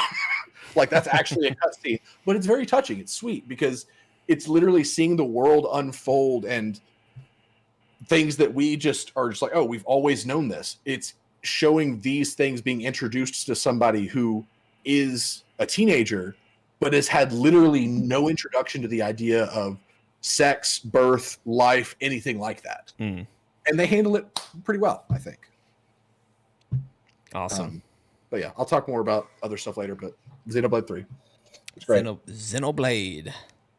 All right, which one do you feel like talking about next, Jay? Either one. Throw one at me. Okay. Okay. All right. Good old Horizon. What a game. This is a great game. I'll talk. I think I have some other categories. I'll talk about it. You have this one, God of War, and Elden Ring in a lot. Yes. Horizon, from a story standpoint, I think it's really good. It's not the strongest that I have on this list. It's probably the lowest, I think, on story. But what is really strong about this one is that particularly the side quests are very well thought out, very well written. All the dialogue is really well written. It doesn't sound goofy. It doesn't feel goofy. It doesn't feel weird. It's very good. But the main story, focusing on that, again, I think this gets raised up because it's just solid writing across the board. Even going into the side content stuff, but the story is really compelling, and it's about Aloy learning to rely on other people, because in the first game, she was an outcast, right? Pretty much every time, even when she helped people, they wanted nothing to do with her because she was branded or whatever as an outcast, kind of a weirdo. She used old world technology, knew too much about old world stuff, and so she did everything on her own, and or almost on her own. She did have some friends that she made in the first game, but ultimately she still felt like she was doing everything. And going into this next one, into Forbidden West, she goes to the Forbidden West on a mission, and she feels like she has to do it alone. Even in the first moments of the game, you are exploring, and one of the people from your home tribe shows up, and he ends up being a main character throughout the rest of the game. But he's like, "Hey, I came to help you. Like you did so much for me and so much for the tribe. I want to help you and follow you. And it takes a long time before she actually like accepts that help. And she just ends up coming against really tough odds. Basically, there are people in this game, just to spoil it a little bit, there are people who are, the whole premise of Horizon, right, is that our civilization ended and these people are coming up from the ashes. She goes up against people who didn't die in that time and have gained immortality. And so their technology has all the time that Aloy's people have lost, they have had to get even more technologically advanced. So she's going up against crazy odds. And so she ends up forming a team. It's really heartwarming how she kind of new characters in particular, how she kind of comes into contact with them. One of my favorite story moments is the main tribe that you're kind of going up against. They are known as a warring tribe, like just a tribe that just, they're barbarians. They want nothing but war. And war and combat is a very important part of like their culture and who they are. But actually their chief is trying to bring more of an era of peace. Very similar in a way to Kratos, in the sense that Kratos will F your shit up, but he doesn't want to. like, like he respects people who are able to fight, but it respects even more people who are able to fight for others, but have mercy. So anyway, this chief is really into that. And so you kind of end up working with him to try and bring about peace amongst like the factions of their tribe. And there's one of the greatest parts of the game, and I'll talk about this later too, melds so perfectly with the story of the game that it's just a beautiful moment. It's one of my gripes too, because I wish you got this thing sooner. But basically this tribe, they are, I forget if it's the Pentagon or what it is that like their home base is built out. Maybe it's a war museum or something, but they're really into the Air Force. Okay.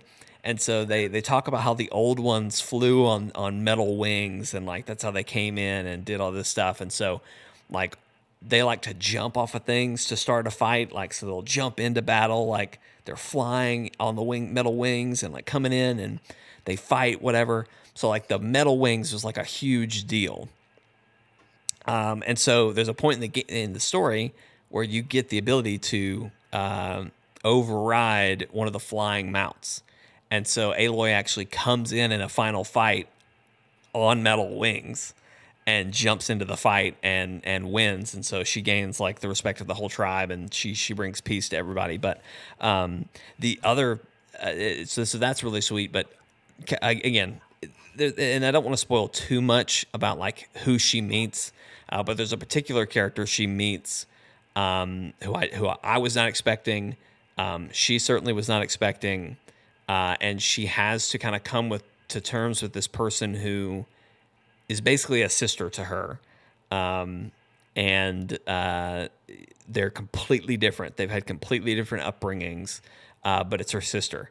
And so there's a lot of sweet moments with them where they learn to trust each other. They learn to rely on each other. And her sister actually gives her the ability to use the wings. So I really appreciate how the story melds with the gameplay in this one. And so it was great. So again, it's probably the weakest one on this list for me, but I think it deserves to be there. Yeah. And I hope that the third one is good, because the way they've set it up, it almost sounds like the same, at least from like an antagonist perspective. This game was, oh my God, the people who survived are back. They went to a different planet, but now they're back. And like the story they've set up for the next thing is, okay, we stopped the people from the other planet. Oh no, their AI from that planet is coming in. So it's like, okay, we'll see how that goes. Anyway, it's good stuff. Okay. I'm not saying this because I think you're talking too much. I just thought of this. Do we want to run a stopwatch and alert each other to how long we've been talking? Probably should. Okay. I'll start a stopwatch moving forward. Do you want me to stop you at 3 minutes, 5 minutes? What do you think? Let's limit it at 5, and if we got to start crunching down, I'll give you a 3. I'll give you a 3, and then you can go till 5. Okay, there you go.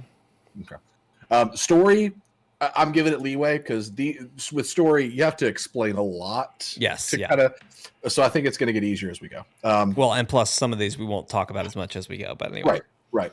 Do you feel like going for round 2, or do you want me to give you a break? Yeah, I can wrap it up if you want me to. Right, wrap it up. I'll do the last one. Okay. Plague Tale Requiem. If you have not played any of the Plague Tales, first off, I recommend that you do. You can probably skip the first one and just play this one. If you just want to do one, this is the one to play. But I do think you would enjoy both. But anyway, the reason I put this in story is just the story between Amicia and Hugo, the titular characters. I say titular; they're not in the title, so I don't know. The Plague Tale and her sister Requiem, her brother Requiem. It is this story about a sick brother and his older sister, who is his protector, and she is trying to do everything she can to save him. And they have a mother, but they were separated from her throughout the whole first game. And so it's honestly kind of interesting because in the first game they were left to their own devices and they overcame this disease. He still had it, but he learned to control it. And controlling it he can control this plague of rats, right? It looks like he controls rats in that picture. Oh yeah, you see the shadows are all rats. Yeah. In that, so they're actually covered in rats. But anyway, he can control the rats, and so at the beginning of the game they've kind of quelled it, but they go through a stressful situation that kind of restarts the whole process again. But they follow their mother's lead, but ultimately kind of come to the understanding that their mother does not have their best interests, and I think at heart she does, but the way she knew to go about it was not working. And I think the kids picked up on that before she was able to. So anyway, the places this story goes, it's so. I think if you have a child or if you have a younger sibling who you feel protective of, I think you'll really identify with a lot of things that are happening in the story. So it's more of, you consider it more of a good story because of the people you get to know, rather than like it's more character driven, less plot driven. Like the plot's still good, but like the characters. If I'm understanding, yes. Yeah. And I would even say, like, I don't know that there is much plot other than this plague is getting worse and worse. There's not. You don't have to really. All you need to know to be invested is that these characters that you love are in danger and they're trying. Yeah, and like there are some things that kind of come up. Like there's this. I forget exactly what his role is, but let's call him a general, right? There's this general that you're kind of avoiding. You kind of general avoiding. You kind of along the side, kind of ruin this guy's life. But he's basically been trying to stop you, and you've just kind of undone all of his work to hide the plague.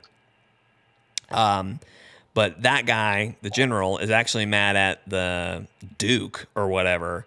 So that stuff's happening on the side, and there is some good story happening there. But I would almost consider that to be the plot, but I don't care about that nearly as much as what's happening between Hugo and Amicia. So anyway, a lot of the game is you chasing a solution, and this game is not a happy ending kind of story. Like it very much is about sometimes there just isn't an answer, and you just have to learn to let go. And that goes for let go of hate, let go of anger, So it's a tough lesson. It's very emotional at the end. There's something I never thought you would do in this game, let alone any game. But for story, it makes sense why it happens. But man, it's just emotional. It's a great story. And it is definitely Hugo and Amicia's story. And I don't know what they're going to do for a sequel. But I don't know how it's going to do what this game did without those two characters. But I'm excited to see. So, all right, I'll wrap up the story portion. You all know what it is. Let's just cover up every other game. Wow. I'm going to talk about this game a lot tonight. And Over Echoes. yes, because Okay. I haven't gotten that far in Echoes yet. Okay. Echoes is going to be here a lot. But remember, I said Chained Echoes is probably my favorite JRPG, non-tactical JRPG. Right. Triangle Strategy is a tactical JRPG, but Triangle Strategy is also one of the most efficient games I have ever played. Mm-hmm. There is no fat on this game. Like it is all. It utilizes every bit of story, character, system. Like all of it is used to great effect. Basically, the premise of the game is there are these three great kingdoms: one to the north, one to the more central area, and then one to the east. And you play as Serenoa Wolfort, who is the leader of one of the great houses of the Central Kingdom. Mm-hmm. The East Kingdom, their primary export is salt. This is going to sound really boring, but just bear with me. Their main export is salt. The Kingdom of the North, their main export is iron. In the past, there was a war called the Salt Iron War, in which all three kingdoms fought over one of those resources because they wanted to. If you control both resources, you control everything, basically. And Serenoa's father was like a great hero of the Salt Iron War. House Wolfort is basically the right hand of the King of Glenbrook, which is the Central Kingdom. Serenoa is best friends with Roland, the Prince of Glenbrook. And so the story begins with a fragile alliance amongst all three of the kingdoms. And from there, it unfolds because everybody's got a plan to backstab somebody. There's a lot of political intrigue, but everyone's trying to be an opportunist to use the fragile relations to their advantage. Mm. And you are simply playing as House Wolfort and the people that choose to join up with you and trying to decide what is important to you as a leader. And I'm going to talk more about this later, but the game is called Triangle Strategy. Even though it's a terrible name, it makes sense because the thesis of the game is the scales of conviction. There is morality, utility, and I want to say liberty. So every decision you make, and there are a lot of them, and they affect the story. Every decision you make is one of those three convictions. Mm-hmm. And the people serving under you have their own agendas and their own convictions. So let's say one of the first decisions that you have to make, and it's a really big one, is when war breaks out, you're targeted by the enemy because the prince has sought asylum with you. Mm-hmm. The prince is your best friend. Literally, like the second decision they give you in the game is, do you give him up? Mm. Because if you don't give him up, you're going to face the fury of the enemy that just wiped out most of the kingdom. If you do give him up, you've just given up your best friend and also the only heir to the throne which you serve. 3 minutes, by the way. Thank you. And so it's a lot of decisions like that where it's a domino effect of how does this decision affect my next decision, so on and so on. But it all feels very tight, and every decision you make feels like it was the one that was supposed to happen. The story does a very good job of not writing itself into a corner. Only one time, I think, was I like, that's a bit serendipitous. Like that feels a bit like a Deus Ex Machina thing. But it didn't bother me because I was so engaged by the plot, so engaged by the characters. There's so many characters. All the characters have their own stories. Kind of like with Fire Emblem and support conversations, you can recruit a side character, and the more you bring them into fighting, they will develop a relationship with one of your core members, and you'll learn about them. Like one character, not Archibald, I forget his name, but the archer character from the north. He was a thief that was dealing in illicit salt, that was arrested, but the reason he was doing it was to pay for his brother's bills because he was sick, and by the time he got out of jail, his brother had died. And so in his little conversations that he can have with one of your core members, you learn that he always wanted to take his brother out to sea to sail, and he ends up finally getting to sail and have his peace with what happened. And like there's a lot of that, and that's for a minor character, and there are so many characters. Right. The story is just very engaging. It utilizes the systems that make it that make it a game in the story itself. It's very efficient. Like there's just so much that is clever about it, and it's like 90% voice acted, and that's a big deal. That's huge. So I could go on and on about that game, but it is one of those that you are at 5 minutes, by the way. I'm wrapping it. It's not the best story I've ever played, but if you are a fan of JRPGs or tactical games, or just kind of, I don't want to say Game of Thrones because I don't like Game of Thrones, but that vibe of political intrigue amongst kingdoms and warring factions and stuff like that, it does that so superbly well. So strong recommend. Everyone should get it. It's on Switch and PC. It's Game of Thrones without the dragons and incest. Are there dragons? I was waiting for you to be like, it actually has dragons. No. Right. But yeah. So for me, I've made it clear. I was watching the time. I was landing the plane. I made it clear that for me, it's triangle strategy. Yeah. It has to be. Yeah, and I think for me, it has to be God of War. I wish I could give it to Plague Tale. It's definitely the second contender for me. It sounds like God of War had the advantage of being emotionally resonant, though, and having a plot that was interesting. Whereas Plague Tale Requiem felt like it was more of just the emotional resonance and not so much the plot was as significant. Yes, I think that's kind of where it differs for sure. There's a lot more happening with God of War. There's lots of different relationships, a lot similar to Triangle Strategy. And like there's other things going on with other characters in Plague Tale, but the highlight is Amicia, Hugo, and actually the General. So anyway, it's good stuff. Really good. Every time I hear the General, I think of... It's not his name. I just literally can't think of what it is right now. I know, but I think of the General, like the car insurance, and Shaq Go to the General and save some time. He's clearly just standing in front of a green screen. Those commercials are terrible. Great time. All right. Great stuff. Finally moving on, and this one's also going to take a little bit of time, but these will get quicker over time, I promise. We'll be better. We'll be better this time. We will be better. Best adventure, and to describe this category the way I see it, this is a game that may not have a great narrative or a story, but when you play it, you feel immersed, or you feel like you are just caught up in what you're playing or what you're doing or where you are. Like, think of it as the most immersive or the one that invokes the most feeling of going on an adventure. Yeah. Do you want to go first or you want me to go first? I can go first since you just went. Okay. All right. Horizon.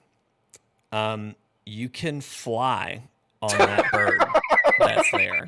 So like, I don't know and time. And time. How was that? Pretty good. No, Horizon, I think, in the same way that God of War I didn't actually put Elden Ring in this category even, although I do think it could fit.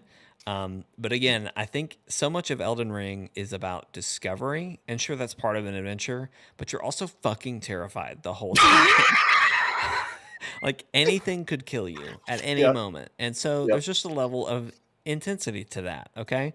Whereas with Horizon, you're exploring, and sure, there's dangers, but they're surpassable, they're avoidable, and I guess Elden Ring is too. But don't worry, Elden Ring's on the list. I just think from a just getting to, like you said, just go on an adventure. You can pick a direction. There's going to be a mission. There's going to be a machine, a creature that you can chase down. There's going to be an NPC that has a quest for you. That quest is going to take you somewhere really interesting. And you can fly on that little pterodactyl-looking thing. And honestly, I'm so glad I played the game the way I did. I mainlined until the point that you got the bird, which is basically the next to last mission. And then I went and did everything else. And I had that bird for all of it. And really, once you unlock that bird, that's where I really would give this award, because just the freedom and the just, I'm going to go. I'm going to just pick a direction. I'm going to pick a point and I'm going to just go and have a blast. That's what this game has. So it's great. Done? Done. That was very good. Thank Do you. more of that. I will. Yeah, that was 2 minutes. Very good. Very concise. All right. You're going to probably need to time me on this one. I got you. Okay, cool. I'll want to talk on this one too, but I'll try not to take up too much of your time. So basically everything Jake said is absolutely true. But to me, I look at Elden Ring as a game that is an adventure, but it's like you woke up in Miyazaki's nightmare. And I mean that in the most complimentary. That's a compliment. Yeah. No. Because it feels like a dark fantasy realm that could only exist in someone's dreams, but it feels come to life here. Like even just, I tried to find a picture of the lands between that I thought translated that, and just having the Erd tree in the background with the abnormal weather and the buildings that don't make sense. That's Elden Ring. Yeah. And it gives you full freedom to explore, and you feel like you are immersed in this place that can't exist. But it feels bizarre that someone had the imagination and creativity to make this a place.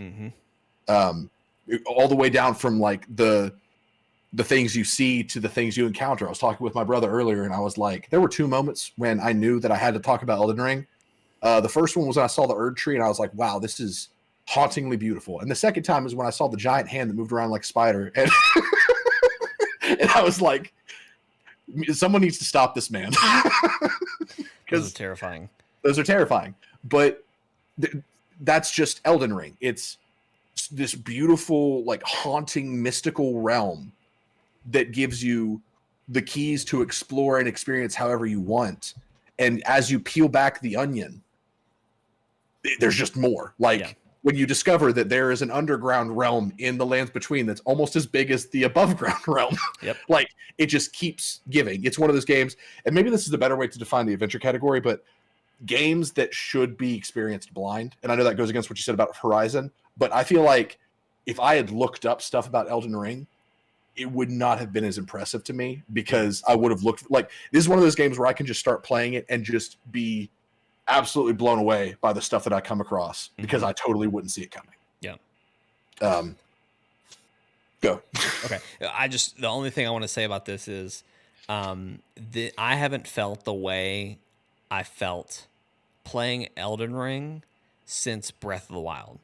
And like very early on, I identified that like I feel like the same feeling that I felt playing Breath of the Wild, where I'm climbing up a mountain, I don't know what's on top. Now in Legend of Zelda, it was a cute little monster that I could slice with my sword, and in Elden Ring, it's a fucking elder god hand that got Elden cut Ring, off.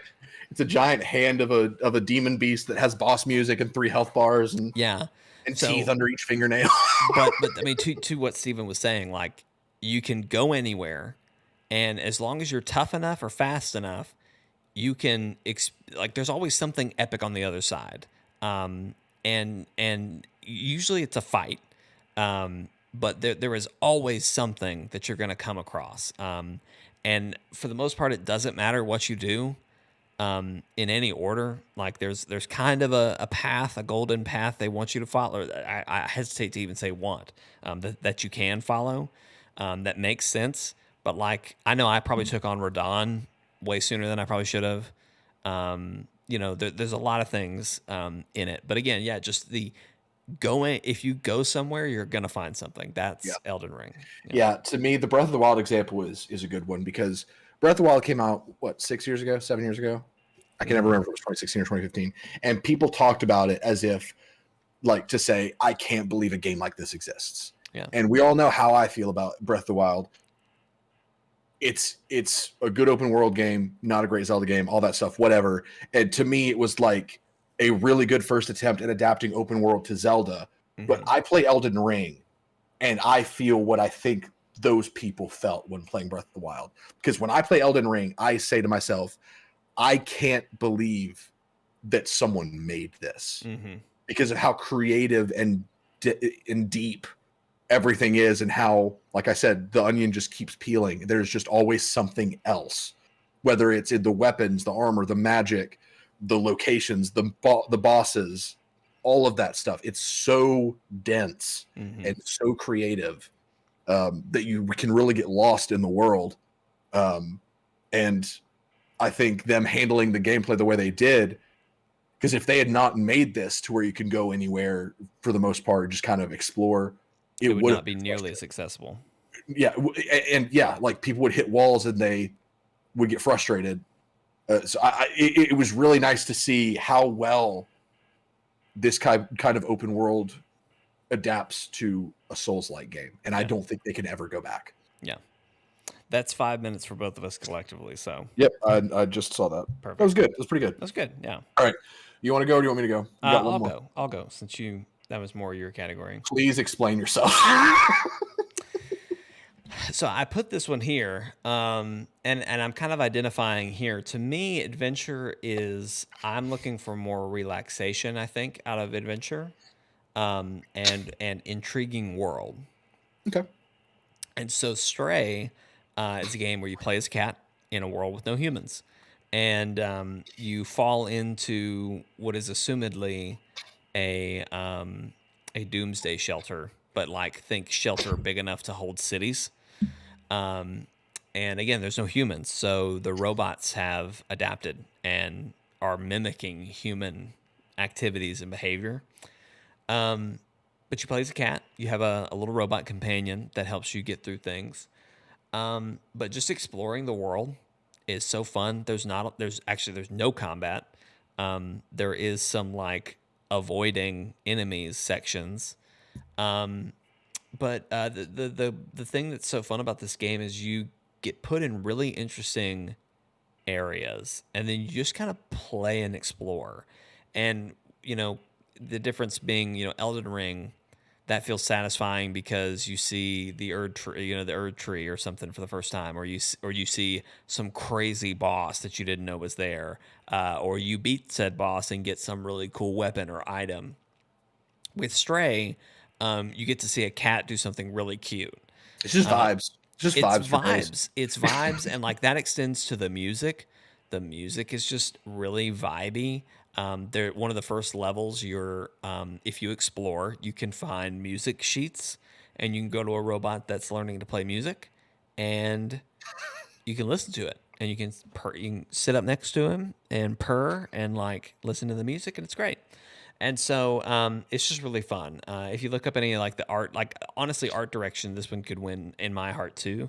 Just because there's a lot of really cool like environments. Like there's one environment that basically it's a city that was basically built inside of like, one of those things, a silo that like holds corn, It's basically, there's a city built in a spiral going up one of those. And it's a really cool like village that you pass through. And so there's just a lot of cool environments. It's a lot of fun to explore in. And yeah, it's great. All right, 2 minutes. Very good. Oh, okay, great. I didn't hit time, so I didn't know where I was on that one. That was very good. All right, last one for the adventure category. Outward Definitive Edition. This game has been out for a little while, but the Definitive Edition just came out this year in August. And just this game made me think of the category, to be honest, because Outward, and I'm going to hit start. Outward is a game where you play as no one. Like you are literally a person that lives in a village, and you are nobody. The circumstances that the game begins in, you find yourself in debt and go. Basically, that's it. You have to pay off your debt and then pick your path from there. You are not effective with weapons at first. You don't know any magic. You are very easy to kill. But the adventure aspect comes in the fact that this is a world where magic exists. But it's not quite, Elden Ring's level where every corner is something that will eat you. It's more so just having to become an experienced adventurer and overcoming the occasional monsters or bandits or whatever that come across your way. The best way to describe how this game epitomizes is the epitome of like an adventure to me, is the way you get magic. There's this tree in the middle of the first map. When you use the map, there is nothing that tells you where you are, so you have to figure out where you are by using landmarks. But you see the tree, and it's very obviously something important. There is no quest that tells you, hey, go learn how to use magic. You would have to use your curiosity to go to the tree and find a way, or it's not a tree, it's a mountain, but it kind of looks like a tree. Sorry, I saw the tree and I kept saying tree. A mountain tree. It's a mountain with like a spiral at top, but it very clearly has magical properties, because as you're walking up to it, you see that there are these turnips that have magical properties, and the grass itself is turning purple. So obviously this is a ley line of some kind of magical energy. So let's say you want to go to this mountain. Well, you're leaving the village and you need to make sure you have supplies. So you have your backpack, you have to make sure you have enough food, water, something to defend yourself with, a lantern for light because it's going to get dark probably, and then you're on your way. So there could be bandits that could ambush you. There could be wolves that could attack you. Let's say you get in a fight with some wolves. You should probably drop your backpack off of your back because you're slow if you have your backpack on. But if you drop your backpack, you can move a lot faster in combat and outmaneuver them. It's a very involved game where a lot of the systems, it expects you to engage in a lot of these systems in order to get the full experience. So you get to the mountain, you go in, there's a trial. You still don't know what you're even there for. When you get to the end of the trial, if you do, there's a man waiting for you that says, oh, this is a magical ley line. If you sacrifice some of your health and stamina, you'll receive mana. And so you have to make the decision. How much of this do I want to give up? I can't get any of this back. And so you get your mana, and then this guy's like, oh, great, you've gotten mana, so let me teach you a spell. And so then you learn how to use spells, and you learn that there's a combination spell that you can do where if you have a lantern in your hand, you can turn it into a flamethrower. Like, there's just these crazy systems that it doesn't really teach you how to use them. You just kind of learn as you go, and have to pay attention to kind of know how to sorry, I got distracted. There's just a lot to it, and everything that you do in the game requires intentionality and paying attention, and it's very easy to get lost, to get killed if you're not engaging with the game systems. When you go to a new area, it's just like super overwhelming, but it's very rewarding. There's just so much to it. It's a game that no one really talks about, but I think it would be a great 2-player stream game. We've done it. I know, but that was before you played a Souls game. And I feel like now that you've played a Souls game, because the combat's kind of Soulsy. I mean, if you would just remember to suggest it, I'm down to try it again. Do you have it on PC or PlayStation? Do what now? You have it on PC or PlayStation? PlayStation. I might pick it up for you for a Christmas gift on PC then, because Okay. the definitive edition has a lot of DLC that give you a lot more stuff to experience. I distinctly remember that when we got to the magic spire and I got to get magic, it was like, how much health do you want to sacrifice? And I was like, and you sacrificed like everything. I sacrificed the maximum amount it would let me. Yeah. It was a great time. There's just a lot of really cool ideas that make the game feel immersive. Like, there are different types of magic. And I know I'm at 4.5 minutes, but I'm saying this and then I'm handing over. There's rune magic, where you don't get spells, you get 4 runes, but you cast spells by combining any 2 runes. So you have to memorize what the runes do. So you could do like a green rune and a blue rune, and that'll make a lantern above your head, so you don't have to have a lantern on your back. But then as you get better with rune magic, you could learn a spell that you can cast while you already have that lantern, that makes that lantern cast a lightning spell with additional rune inputs. It's so cool. There's a lot of that kind of stuff in that game. So Definitive Edition came out this year? Is that what you're... Correct. Definitive Edition came out, which was them basically saying, like, they relaunched the game basically. Yeah. with it's kind of like how you would say a remaster is handled, to where they made some quality of life improvements, but also they just packaged all the DLC together. Gotcha. I just wanted to make sure, with adventure being a category and the game technically came out this year, I wanted to talk about it. Okay. I respect that. Right. So what's good? I'm assuming you're picking Elden Ring. Am I correct in that assumption? If you pick. If you don't pick it, I'll pick it. But if you pick it, I pick Outward. I want to pick Horizon, Okay. assuming you're picking Elden Ring. I'll pick Elden Ring. Yeah. That way, Outward, which technically didn't come out this year, doesn't take away. I'm happy with both of those awards right there. So Excellent. great. All right. So, are you ready to talk for this entire time? Me? Absolutely. Is this trophies? This is trophies. Damn, bring it on, baby. All right. Hit me with one. God. So what is best trophies? So best trophies. So obviously PlayStation trophies, games. You get trophies for doing things in games. All leading up to, of course, the Platinum Trophy, which is basically do all the other trophies in there. I've recently gotten hooked on this. I did 11 Platinum trophies this year. It should have been 12, but Plague Tale is glitched, and I'm mad about it. But I basically have all but 2 trophies that are super easy to get. There's just a glitch in the game. Anyway. So there is a confrontation I have to make with you here that I just remembered. You put Sifu on here. Yes. But you complained about Sifu a lot. I'll get there. Let me. So am I still putting Sifu on this list? Let me justify it. Okay. Jeez. Okay. All right. So anyway, do you want me to throw all these on here, or do one by one? This category, and I've platinumed everything that I'm suggesting here. But basically, what makes a good trophy list, in my opinion, are several factors, and one of which being, I enjoy. Let me just go through, and I think it'll kind of explain, but these are just some of the games that I played that I really enjoyed what their trophy system was trying to do, and then I'll explain which one gets it. How long do you want to segment this per game? Keep me 5 minutes a game, 3 to 5 minutes a game. That's a lot. Like, call me at 3, and I'll try to wrap. So, all right, so God of War. What I really like about this trophy list is that it is basically do everything in the game. Now, there's a couple story moments, especially in the end game, that don't have trophies associated to them, but the trophies lead you to each level in the end game, and so you pretty much should run into everything that you're going to need to.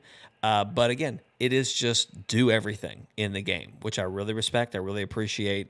I hate it when there's like a weird touch the gold dingly do on this one cutscene level. Like, I hate that kind of shit where it's just like I have to think about this whole cutscene touching that little golden dingly do.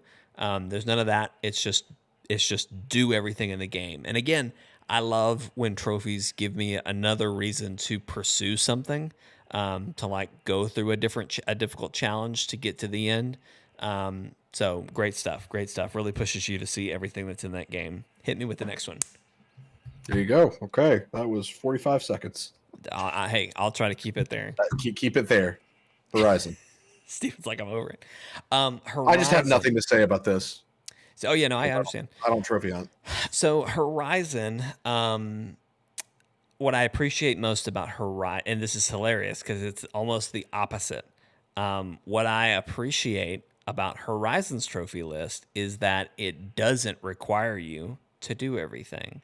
Particularly, what I like is that there's a chess game that they introduce in the game that I'm sure is good. I just didn't like the first couple minutes, or I attempted a couple games, and it's fine, but it was not something I wanted to really pursue. And there's not a trophy attached to it, so I don't have to chase it. I don't have to bother with this. And there were a couple side missions that I have to do either, but basically I just respect that there's a ton in that world, and if you want to explore all of it, it will take you a lot of time. And I think the trophy list is kind of the almost like the best hits of the game and the side missions and the side stories. So so it's just kind of a condensed, nice list of what you should do and what you should attempt to chase. So I appreciate Horizon on that one. How long was that? Minute 20. No, okay, a little longer. I'm sorry. Yeah. I just love how you started that with God of War. You were like, it's just do everything in the game. So Roller Dome. The thing I like about Horizon Was it doesn't make you do that everything. was poor timing on your part. You timed that really weird. So Roller Dome. What I respect most about Roller Dome is that they, and most games do this, I've found, but not all. This one has no difficulty. Like, trophies are not locked behind a difficulty. And if you play Roller Dome and if you look at the trophy list, it's ridiculous. Like some of the things they want you to achieve, and then after playing the game for a little while, in fact, I even hit a point where I was just like, this is impossible, and I am invincible. I have it on the easiest difficulty. Like, there's no way I'll ever achieve this. And then, like, kind of the next thing clicked. So for me, the trophies kind of led me to get probably a fuller experience of the game, because Roller Dome is fine and it's fun. It honestly could have gone on the okayest game list, but I played more of it and played the full experience because I could chase trophies, and they didn't make it even they didn't lock me behind a difficulty. And so even having some like invulnerability and like unlimited health or whatever, or unlimited, I forget exactly, stamina, infinite bullet time, like even with all those, it was super challenging to complete. So I don't know. I just really enjoyed it. It was great. Good trophy list. Steven looks like Minute 30. he's how much? Minute 30. Okay. I'm getting longer. Well, you're not getting significantly longer. I'll save Sifu for last because you're gonna have to explain yourself on that one. So Stray, again, kind of similar in the vein of Adventure. Why I like it so much is there's a vibe, you know. It's just and again, one thing I really like about Trophy List is that it kind of guides me to things that I may not have known I could do otherwise. And you would hope that by exploring, you'll find most of these things. But sometimes it's things that you just wouldn't think about. Like, for instance, there's one trophy that is take a cat nap for an actual hour in the game. And so So I did that. So I took a little cat nap, and it was great. The music picks up. It does a little camera pan around. You get to really see the environment some from a different angle. It's great. I'm forgetting some of the other ones. There's an hour of in-game, like a real time. Of real time, yeah. Now I just set it and watched it, and it was kind of like my background for the day. You know what I mean? But it was great. It's a great time. But there's also just ones to like Seafood, or I'm sorry, Stray doesn't really have side quests per se. Like, you just have the main quest line. But there are other things going on that you can find. And most of them you will brush against as you do the main quest. But if you know the trophy list, there's certain things you can be looking out for. And so that led me to mess around with certain things, like there's one mission about like switching a guy's hat or something, and so there was some fun interactions that happen along with that. So anyway, I digress. I'm blanking a little bit because it's been a while on that one, but I just like it because it's, again, just a chill game, fun vibes, and this pushed me to do more with it.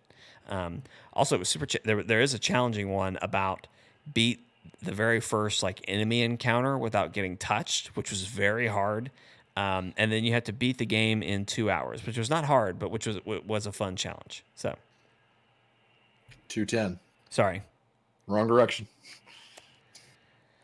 You're handling these quicker. So Sifu, Sifu is a very challenging game, and Elden Ring is the trophy and the platinum I'm most proud of, just because it was such a challenging game.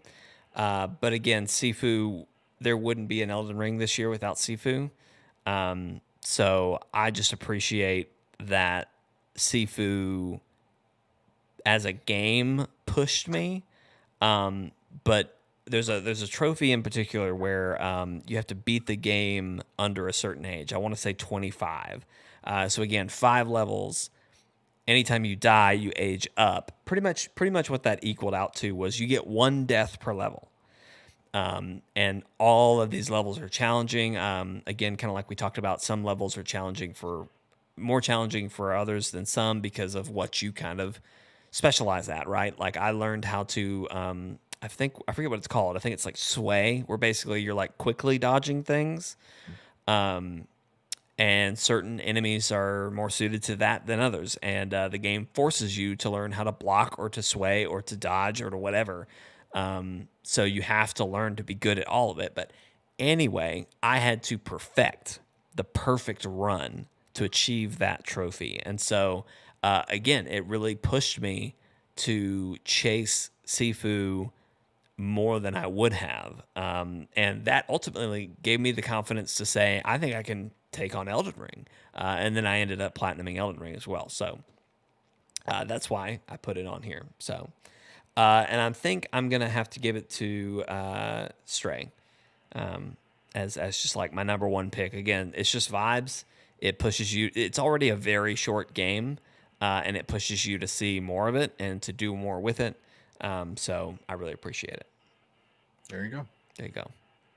Minute 30 on Sifu. Yeah, sorry, I got a little bit longer in the tooth on those, but well, you did go longest with Stray, so it only makes sense. Yeah. Okay. Next one. We're on 7 out of 18, Jake. we should have put the timer on sooner, but hey, we're here. We're rocking and rolling now. Okay. Better with friends. All right. Back for Blood. It's Left 4 Dead. I don't really know much you have to say about that. I have not touched this game without you guys. You know what I mean? Like, it is a game. I mean, you have to have 4 characters anytime you're playing it. So it's you and 3 pugs or you and 3 friends, and it's better with friends. Yeah. So, I mean, I don't know what more to say about it. It's a great time with friends. We've had a blast with it. I mean, just go watch any of our streams with it, and you'll understand why it's here. It's great. I love it. It's been good content. Just a good, solid 4-player co-op experience. Absolutely, yeah.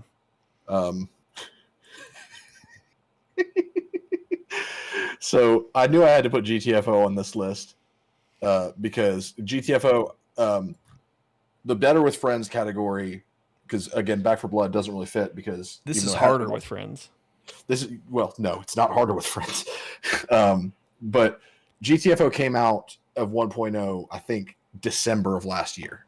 So it is basically a 1.0 2022 title. But it's also been updating a lot this year. So as per the rules of this game, it's the games that as long as they've been receiving new content and we've been playing them a lot, I think it counts. So GTFO is one of those games that if like with Back for Blood, you can kind of vibe when you play it if you're on the lowest difficulty, only if you're on the lowest difficulty. With GTFO, there is no fun here. There is only seriousness and precision. We get so intense. But I love it. I love it because like that's the way I play intense games, and GTFO it's forced people in my life to have to be on par with my level of seriousness. Subtle dig at me and Matt in particular. Absolutely. I'm sorry. Was that subtle? I was not trying to be subtle. Great. But no, I love playing this game with you guys, and it is a lot of fun. I enjoy the intensity. It's very special. Yes, yeah. Definitely better with friends. I would not want to play it alone. Grounded. Same story. Like we've talked about this one already. It's so fun on its own. Like I know you and I both individually have put in personal time into this game. But a lot of that personal time was spent so that we wouldn't have to do that when our other friends were like, it was the solo time is spent preparing to heighten the co-op time because that's how you're supposed to play the game. Absolutely. Yes. But I think again, that speaks to the quality of this game because we wanted to play it in our own time alone so that we could do more with our friends when we had them. And so, I definitely think it's better with friends. It's a great time. There's a lot It's one of the best survival crafting games out there. I think. Yeah. And what's crazy too is like, and this happens a lot in our streams, is we end up just naturally, like almost without instruction, we always end up dividing into two teams and we are all doing something entirely different, all in one world that's shared amongst us. And it's just crazy that it works and you can do that and it's a blast. So it's great. All right.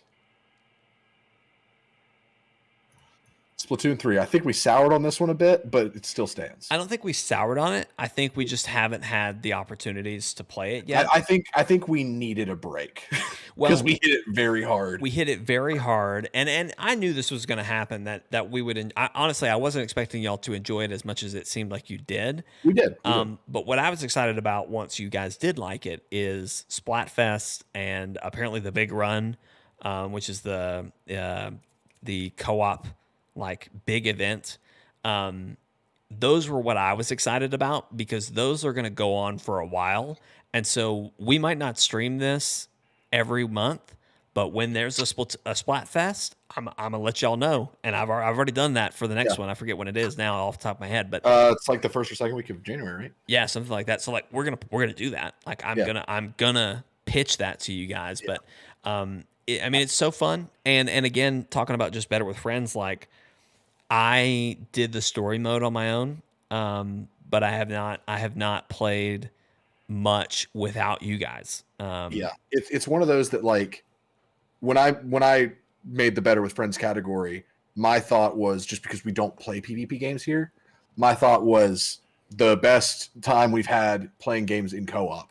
But Splatoon totally fits here because even when we're getting absolutely smoked in a PvP match, having a blast. We're having such a good time. We're getting so strategic. I mean, kind of in the same sense as GTFO, but it's just a lot more hectic in Splatoon. But like, we get into it. We're calling things out, which we don't always do. So it's a great time. We definitely are going to stream it more, and it's definitely a blast to play with friends. It's one of those that like I weirdly don't really have to be in a certain mood to play it. I have to be in a certain mood to play GTFO, but with Splatoon, like if you can assure me I've got the boys, all four of us, I don't need to be in a mood to play it. Just the fact that we have the boys and we're playing Splatoon makes me know that we're going to have a good time. Yeah, it's great. We're going to stream the next Splatfest. I wanted to stream the Big Run so bad, but I think it was y'all's Christmas event happening at your church. Yep, I really wanted to do the Big Run. I don't know how much we're going to like the Big Run, but I still want to do it. Like those big events are when we're going to stream that game again and play that game. And I guess if at any point we don't have much going on, that's a great one to always fall back on. Yeah. But we have a lot of great 4-player games to fall back on. So we do. All right, 2 more. Oh yeah, Raft. You didn't. I don't think you suggested this one at all on any of them, did you? I didn't. Did it come out this year? It released 1.0 in June. Okay. I get bullied in Raft, so I don't like it. It's better alone, I think. It is. No, it's not. Yeah, this game, like Jeremy would say that it's just vibes alone. Mm-hmm. But to me, I almost put this in the adventure category just because it has that vibe of like whenever you do anything, it's very involved. Like the way we run our raft is that everybody has a job. I drive the raft, Jake gets the fish and cooks everything. And like, it just feels like you're all working together, going on this adventure, not knowing what the next island's going to bring you and stuff like that. And you don't know what argument's going to arise on the open waters between islands. It gets very intense. It does. Yeah. But no, I love Raft. And I think it's some of the most fun as content that we've had on this channel this year. Yeah, absolutely. Okay. And last one, you knew it was going to be here. What do you think, Jake? What are your thoughts? We're at 7 minutes in this whole category, by the way, so we're doing great. You've got you lost me on these last two. You know, I don't feel as strongly about these two. I definitely think Monster Hunter is better with friends. It goes faster with friends. And especially if those friends can do more damage than you can. But I have taken great joy in teaching people how to play this game this year. I have, and I don't. We almost could have named this because this is kind of how it's going, especially at the tail end here. But I've had a blast streaming this game with you guys and playing it with you guys. I don't enjoy the game as much, but for content, again, for playing something, I enjoy my time with it. Have not spent. This is one that like I don't. I kind of know that I enjoy a game when I really enjoy it with you guys, but I'll also like go back and do things to prep myself for when all four of us are here. When Jake is like begging me to create a shared world out of our world in Grounded, that's how I know he likes the game, because it means he's gonna play it. Fucking Red Dead. You've got me hooked on Red Dead right now. I have gone and done bounties. I'm wanting to level myself up, get some money. Seriously, if I hear again that you did bounties at lunchtime and you didn't invite me, I'm gonna be pissed. I mean, I didn't know how available you are. I'll let you know. Always assume I'm available. Okay, all right. Jeez, I have no luck. No, Mondays are pretty hectic, so I probably wouldn't have been available today. But every other day. Well, tomorrow I'll let you know if I jump in. Cool. But no, Monster Hunter. It's been fun for me because I'm gonna pee while you talk about Monster Hunter. I know about it. Yeah. Brody introduced me to Monster Hunter with Monster Hunter World, and I had a hard time getting into that one. But when I did, like when things clicked, it was just like, oh man, I really want to share this franchise with people. And I fully acknowledge it's a really hard one to share with people because it's just not for everybody. Some people just don't like that style of game. Some people don't want to put in the effort that the game expects you to learn different weapons and the way they work and how to make builds and what monsters are weak to and how monsters behave. Like it's an investment. But something I've really enjoyed this year is teaching people how to play the game, and even though it sometimes / often ends with I don't like this. Sometimes I have moments where I finally got my brother to play Monster Hunter because I somehow tricked his friend into buying the game for both himself and my brother when I was not trying to. But they've been playing it. We played it some today, and it's been really cool watching my brother go from I just don't think I'd like this game when I knew deep in my soul that if he just could get past that first hump where you don't know what's going on, he would get it, because he and I have very similar tastes in games, and he got it, and it's been really fun getting to share this game with people, even though they don't always love it. And I've appreciated every single time that someone has played Monster Hunter with me when they just really don't want to. I love playing it with you. That's great. And yelling about land sharks, man, what a time. Okay. So what do you think? What do you think, Dave? Golly, I'll tell you, and I think these are the three that I suggested. I am torn between Back 4 Blood, Grounded, and Splatoon. And I think I'm really, I don't know what I had like circled in my mind, but I think talking about it, I've got to give it to Splatoon. This is what I'm thinking. Ready? Love it. Yep. Yeah. I feel good about that. But, for me personally, it's just Splatoon. Like, I get so much joy out of that game, and then playing it with you guys and us like really competing, even if we get our asses kicked. It's so much fun. Whenever I think of Splatoon, for some reason, because it wasn't even the first time we did a Splatoon stream, but it's the one where Matt gets so mad that he goes off on a child saying that he's like dressed like Alf with lotion in his mother's basement or something. No, I'm pretty sure it's that he had a picture of Alf. Yeah, lotion in his hand. That's what it was. Yeah. Like, how mad do you have to be?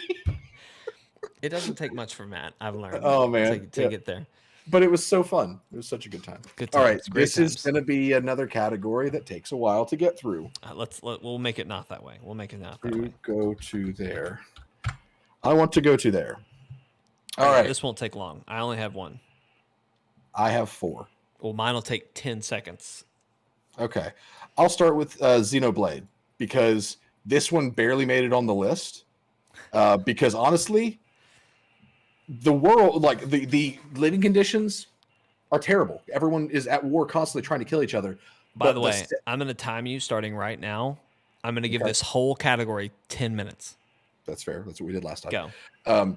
But Xenoblade, I'm a big fan of Magitech settings, as we'll see later in this category, and I think that a lot of the they're just, if I could go there after everyone stopped hating each other and killing each other, I think it'd be really cool to go there. But I would not want to go there during the story of Xenoblade Chronicles 3. But it's just a very pretty place with a lot of cool designs in the world and architecture and the way the world works. And that's, by the way, that's kind of what this category is all about. It's places that we would just wish we could live in, you know?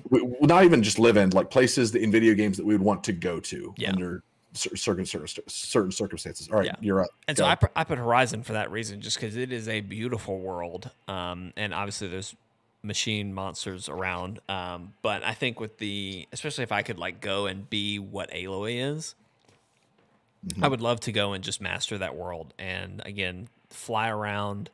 I think the people are really interesting. The culture is really interesting. But again, just exploring and searching through stuff is so fun. It's so beautiful. I love it. It's great. Okay. I realize that Magitech is kind of a theme for me with this setting, because this is New Kyning from Guild Wars 2 End of Dragons. A city built upon the foundations of like Jade technology, and so it's like robots and mechs and Jade magic and all this. It's think Wakanda if it was inspired by Asia. Oh yeah. That's basically what New Kyning is. And it's such a cool place to explore, even in game. If somehow, for whatever reason, you ever end up getting into Dragons, you and I would have a great time just exploring Kyning City, because it's just a large open area. It's not a hub, so like it's an explorable area where you can get into combat and do quests and stuff. So it's like an open area that's a city, which they hadn't really done that before. Super cool. Doesn't edge out the last one I'm going to mention here, but before that, the Abbey from Marvel's Midnight Suns. Really? Yes. It is basically like Hogwarts summer camp. Because like you're in this it's I mean, just look at the place. It's beautiful. Like it's an island in the middle of God knows where, that has this large building that has all these different rooms. The living space, like the living room area, is super cozy. There's a fancy bar. It's the Airbnb from my dreams, basically. And it's got superheroes in it. And your roommates are superheroes, Marvel characters. And like not only just the Abbey itself, like the building, but the island surrounding it is filled with intrigue and magic and things to explore and learn. It's a lot of people complain about the Abbey portion of the game. I personally love it, because as you play the game, you learn how to cast more spells to learn more secrets of the area. Like towards the left in that patch of trees next to the cliff, there is a table where you can put artifacts that you've researched and cast a spell on the artifacts to receive items, but you can only do it at night. But that's something you have to learn. Like stuff like that. There's little exploration details. You could go stargazing with Tony Stark, or meditating next to the cliffside with Doctor Strange. There's a shop that Robbie Reyes and Peter Parker have set up to just kind of work stuff out. Because you got like Spider-Man making gadgets, and Robbie is working on his car. Like there's just so much personality in this area, and it's one of those things that like I think it'd be a really cool place to go to and just explore. Like thinking of me as a person, just regular old average Joe with no capability whatsoever. This would be like just a really cool place to go on an afternoon and just walk around. Yeah. Was that your last one? I got one more. Okay. And how am I doing on time? We're about to hit 5 minutes just now. Okay, perfect. I won't take all that.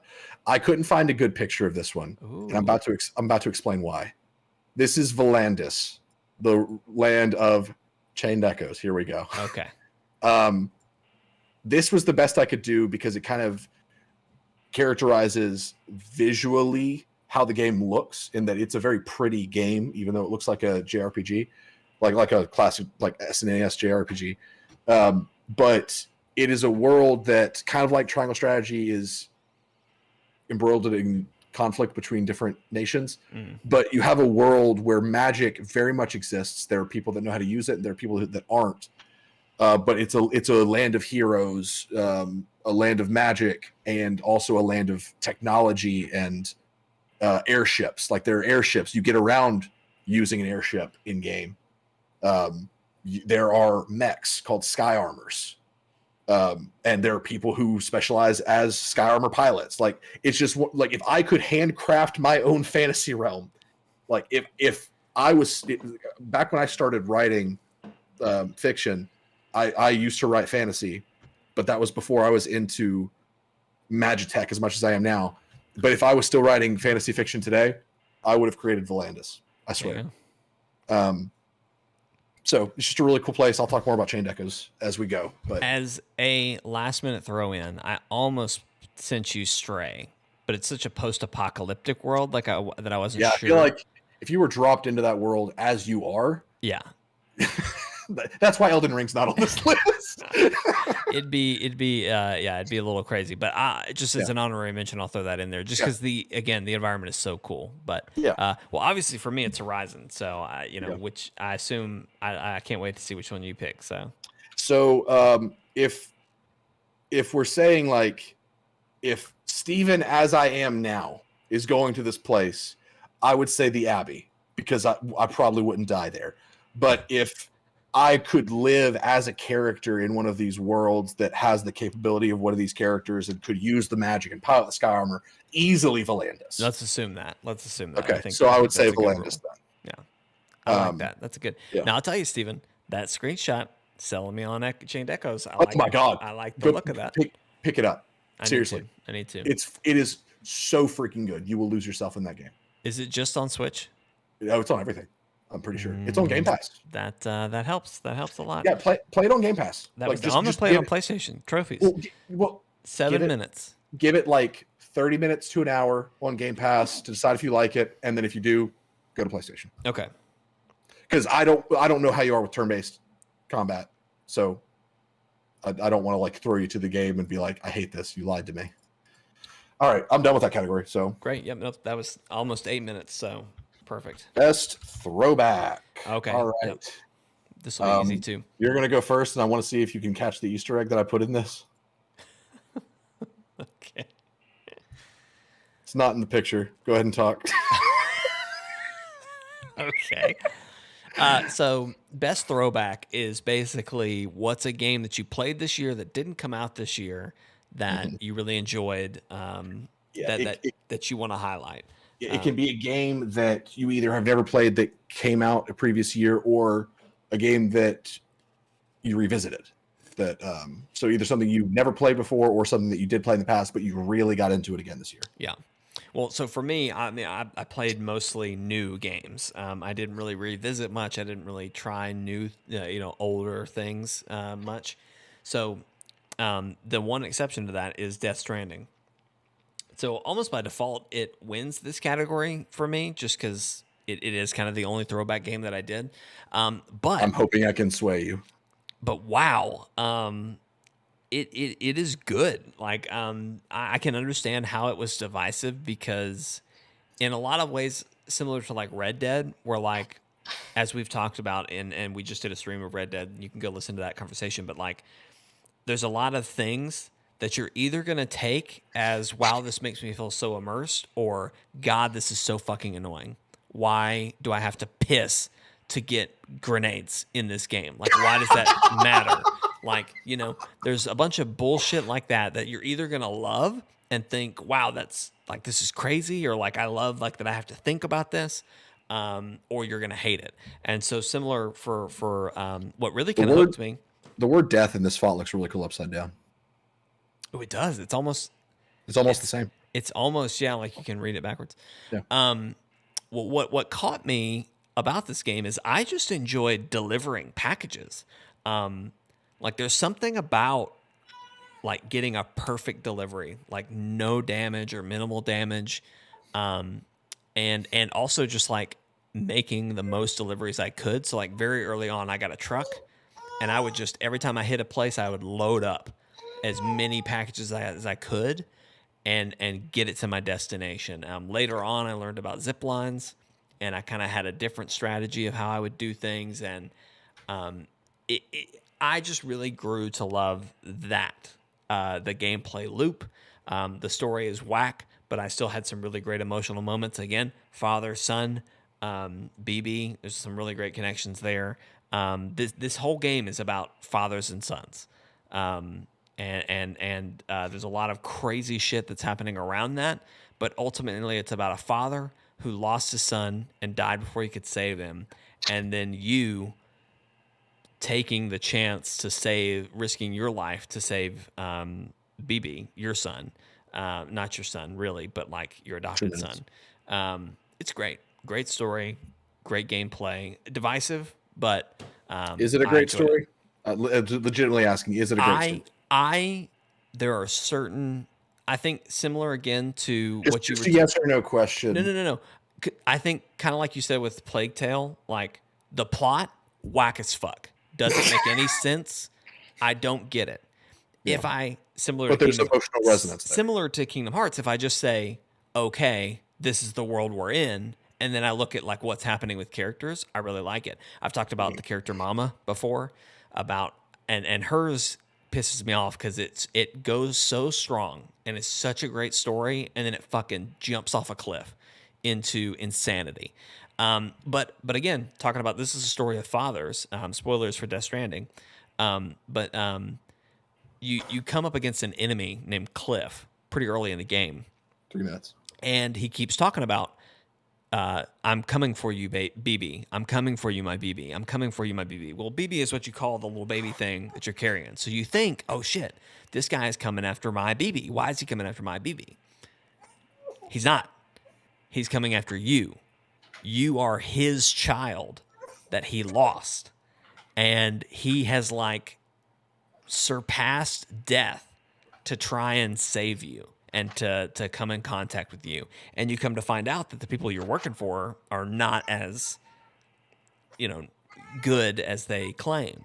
And so that's really cool. And again, you develop a bond with your BB, and he kind of becomes your adopted son. You even start at one point calling him Lou, which is a son that Sam lost, and so he kind of becomes your adopted son. And so there are some great character moments, but then just some whack story around that. So anyway, yeah. Okay. 5 minutes. Sorry, I won't spend. Okay, you're good. GTFO is. I put it on here because I discovered this game back when it hit early access 2-3 years ago, however long ago that was, and it was one that I put on the back burner and was just like, someday, like I know I'm going to want to play this eventually, but it's not fully developed yet, and I don't have the people to play it with. Yeah. And so it's on here, even though we're basically counting it as coming out this year. It technically has been in early access, and this year we got a group to play it, and it's been really cool seeing the game develop with the different rundowns and seeing that there's actually a really intriguing story that's been happening over the past few years since the game came out. It's that cool feeling when you become a fan of an already very established IP, and you have all this stuff to look through and be like, oh wow, this is what I've missed. So it's been kind of like that. Yeah. Anything to add? No, it's great. Okay. It's great. Warframe. Oh God. This game is just wild. No, this is a good one to throw in. It's great. It is the game that cannot be defined. It cannot be put in a box. There's so much to this game. It is very overwhelming, but if you can get to the point where you understand what's going on, there's so much content. I see the Easter egg. I did that to see if you'd notice it, just as a goof. Steven named the image of Death Stranding piece of shit. Red Solstice 2. This one is another one that is gonna. I can't remember if I put this in any other categories, but it came out back half of last year. Has been getting a lot of DLC expansions, and I don't know how I didn't hear about this game until a few months ago. because it is so me. It's basically XCOM as an up to 8-player co-op twin stick shooter. It's great. It's a good time. Really glad I found this, and hope that we can stream it some more on the channel. And then there's this.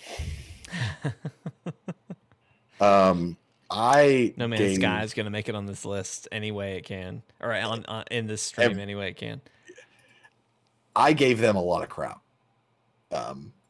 when they launched this game, and they deserved it. They did. They released a game before it was ready. They straight up lied about features that were in the game, and they deserved. I can't say they deserved the harassment. They deserved the criticism they got, 100%. But the fact that No Man's Sky has received 6 years of... Did we kind of rediscover No Man's Sky this year? I had never played it. Well, that's not true. I played it a little bit on PlayStation, but back when we did the whole eggs thing, don't touch the eggs. Yeah. That was us playing on PlayStation. This year is when I played it on Game Pass. Okay, yeah. And that's when it sunk its teeth into me and did not let go. And once you let this game really show you what they've been doing over the past 6 years, it is insane how far it's come and how different it is, how much there is. I've put so much time into this game this year, and I feel like I've barely scratched the surface of what this game has to offer. And I am someone who I can be very stubborn, and I'll eat my words when I need to. Everyone, even Kojima himself, everyone has the chance to prove me wrong. And I encourage everyone to try to prove me wrong if I have a negative opinion. No one's fate in my eyes is ever set in stone. And Sean Murray and Hello Games proved to me that they have made a game that transcends genre, transcends gaming. It's incredible. Like it playing No Man's Sky in 2022 has that kind of Elden Ring vibe to where you say to yourself, I don't know how they made this. And it's very deserving of the comeback story and the praise that it's gotten. And while I really hope they never pull any of that kind of crap again, they, through all the updates it's received at no additional cost, if you got No Man's Sky from GameStop for $5 when they got too many copies returned, you have everything that No Man's Sky has to offer. Just full stop. Yeah. And that's amazing. Yeah. Yeah, you're a lot higher on it than I am. But I also got paid a lot of money when I started the game, so I was able to skip a lot of the monotony. Yeah. Well, you to your point though, they definitely have earned all the praise that they've gotten back on that one. So, was that your last one? That was my last one. You did all of that in 5 minutes, so that was great. I know I did. Yeah.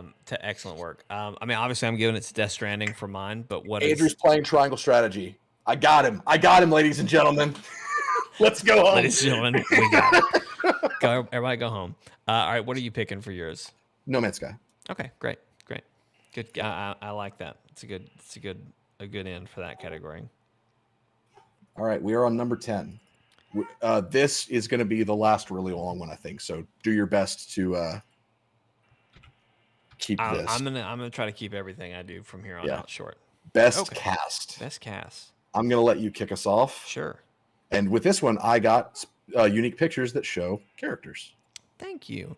Yeah. I think. I'm going to grab some more water, so go ahead. I'll just say, I mean, God of War is going to be the one that I put for this, I think.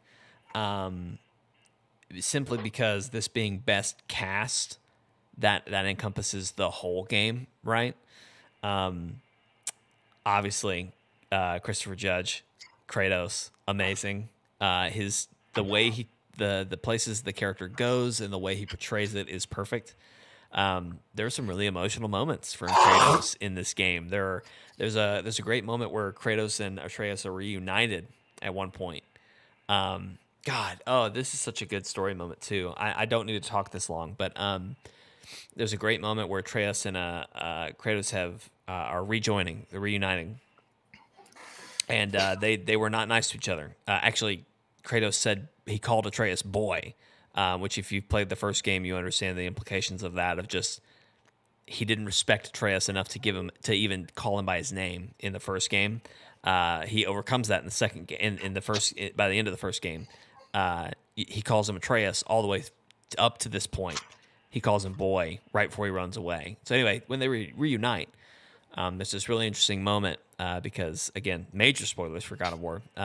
He's actually the mother wanted to give him the name Loki. Fate kind of writes his name in the timeline as Loki, but obviously Kratos gave him the name Atreus. When they reunite, he tenderly asks, "What shall I call you?" Anyway, I don't know. I'm too long in the wind to give this a good like why that's so important and why that's such a cool like moment. But Christopher Judge just nails it. I mean, when he won Best Actor at the Game Awards, it was so deserved. But all of them deserved it. I mean, Atreus. I'm blanking on that kid's name. Sammy. He just the growth that his character has gone through and the performance that he gives. But then for God of War, like every single person on the cast is amazing. Thor is amazing. Odin is amazing. Freya's amazing. Mimir is great. Sindri is good. Brock is good. It just every single character, every side character, every minuscule character is well acted, well voice cast. It's great. Sunny, that's it. Asher's up. You're gonna have to go next, but that's it. That's it for God of War. That's great.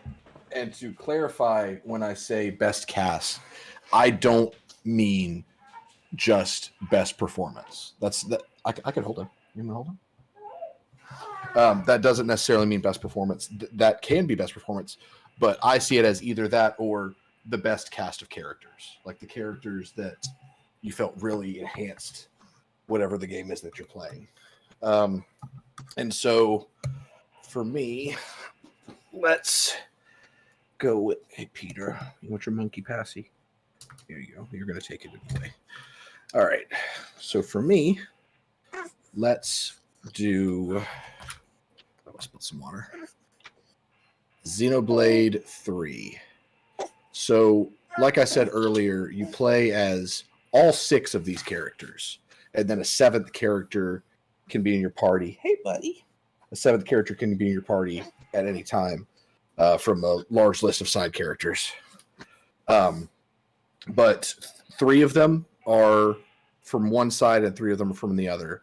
And they all have so much personality that I think is portrayed really well, because normally in a game that's a story like this where you've got sworn enemies that have to become fast friends, normally I feel like it can happen a little too quickly. And with this, I felt like it was a believable amount of time. And there's still tension even deep into the game because these people are getting to know each other, but also rather than just getting to know each other as people, they're also realizing that the world that they've known is essentially a lie. So it comes off as more believable that they would be open to these new alliances and these new friendships, because that realization of everything I've been taught is false opens them up to being more open-minded. They all have good personalities. I'm not going to go into all of them here, but they have pairings. In fact, they're all standing next to their pairing. The ones on the far left, they can go in pairs of 2 to become an Ouroboros, which is a large Evangelion-style mech, basically. Of course, mechs make their way into this game. Buddy, what are you looking at? So the pairings of 2 have their own bond that develops over time. The most interesting of which is I say most interesting, but the one that doesn't make as much sense, but seems more like a they were the 2 left kind of deal, is Uni and Tyon, the ones to the far right. She is the healer of Noah's group. Noah's the main character. But she also, like, she's not a very nurturing person. She's got a very thick Cockney accent. Yes, she has wings on her head. Shut up. And the other one has cat ears, and the other one has blue hair. But Uni is the one with the wings on her head. She has like a very thick Cockney British accent, and she's very stubborn. But she's also the healer, and so she's very interesting. And then Tyon is the healer of his group, but he's the strategist. He's the guy who's very pragmatic. So they butt heads a lot. But it's interesting seeing their bond develop over time because they don't make a lot of sense, but the game shows you why they do make sense, if that makes sense. Whereas Noah and Mio and Lance and Senna, I think Senna, they make sense because they have a mutual bond in, like, the ones on the far left are physically strong, and so they bond over their strength, and the ones in the middle are offseers that are their entire purpose in the battlefield is to see off the spirits of the fallen to the next life, and so they bond through that. But Tyon and Uni don't really have an immediate connection, but the game takes time showing their connection. Well, the blue hair would be unusual if you could tell that it was basically on fire. Because her blue hair is like animated like fire. Okay, fine. No passing. We'll just sit. Okay. Next one is going to be triangle strategy. And I grabbed a picture that showed as much of the cast as I could get in one picture. This is not even close to the whole cast of triangle strategy. And like I said before, the game is pretty much 90% voice acted. So the characters are well fleshed out in that you feel an attachment to them because they have personality through vocal performance. But there's characters that you can never recruit that have a lot of personality. There's side characters that you can end up recruiting. Peter, stop squirming, buddy. I'm having a hard time without Jake here to bounce stuff off of, and Peter's being a little squirmy around here. But triangle strategy does a great job of giving everyone, like I said, it's a very efficient game. There's no fat. And so I consider every character purposeful. Even like side villains that all feel like they have their place because decisions they make affect everything in believable ways. The side characters that you could recruit, there's these two that I'm very fond of. I can't remember the woman's name, but there's Archibald, I believe is his name. He's an old man from the Eastern Kingdom. He was actually one of their leaders, but he ends up disguising himself as the trader, like the merchant within House Wolford, and he decides to join you as one of your soldiers, and he's a very experienced archer. And he, as you get to know him, he recalls a general for the Northern armies back when the Eastern Army and the Northern Army were at odds. He recalls a rival that he had that was from the Northern Army. I remembered their name. Groma is their name. And he was very fond of her. He had such respect for her to the point where they both made a mutual decision to save innocent lives that both were opposed to. So they had this mutual respect and mutual conviction. And these are side characters, by the way. This is completely optional to uncover. And so Archibald talks fondly of this woman. Turns out this woman is another character you can recruit named Groma, and she talks fondly of him. So there are a lot of those little things where through the interactions of side characters, you learn that there are actual bonds that the story doesn't outright tell you. You just have to figure out. Because to my knowledge, and I'm kind of sore about it because I want to see Groma and Archibald reunite, but they never talk because their connection is pieced together by you realizing, oh, shoot, he's talking about Groma and she's talking about Archibald.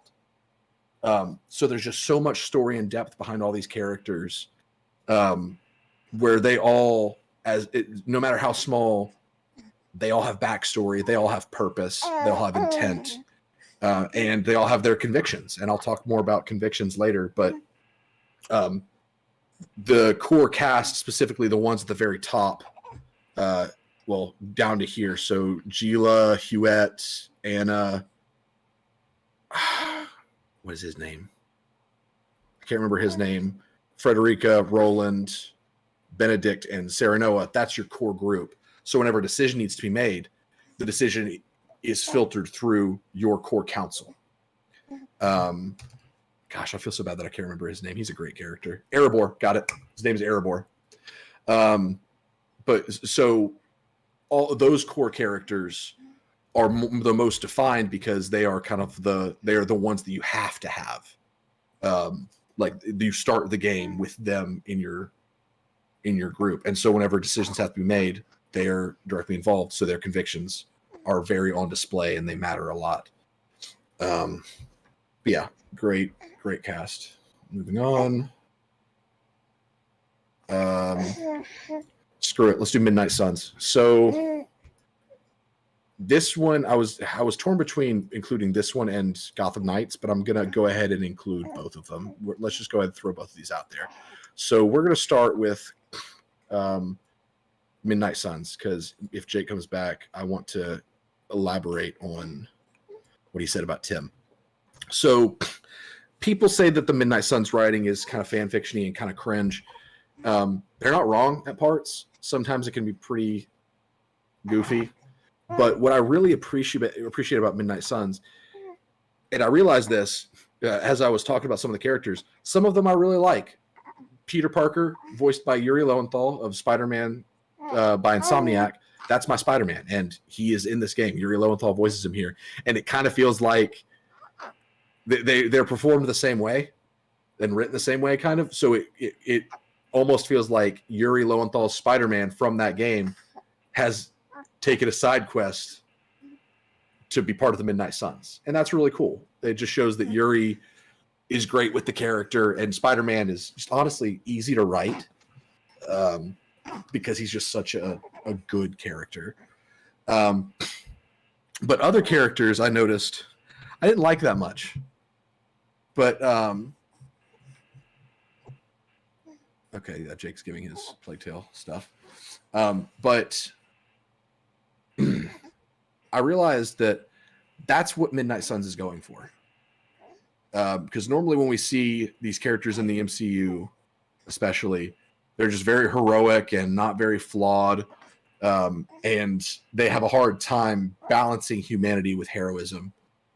So, for example, Tony Stark in the MCU, because he's the character has become bigger than the movies themselves, got to a point where he was flawless. He could do no wrong. But Midnight Suns version of Tony Stark, everyone freaking hates this guy because he is out of his element.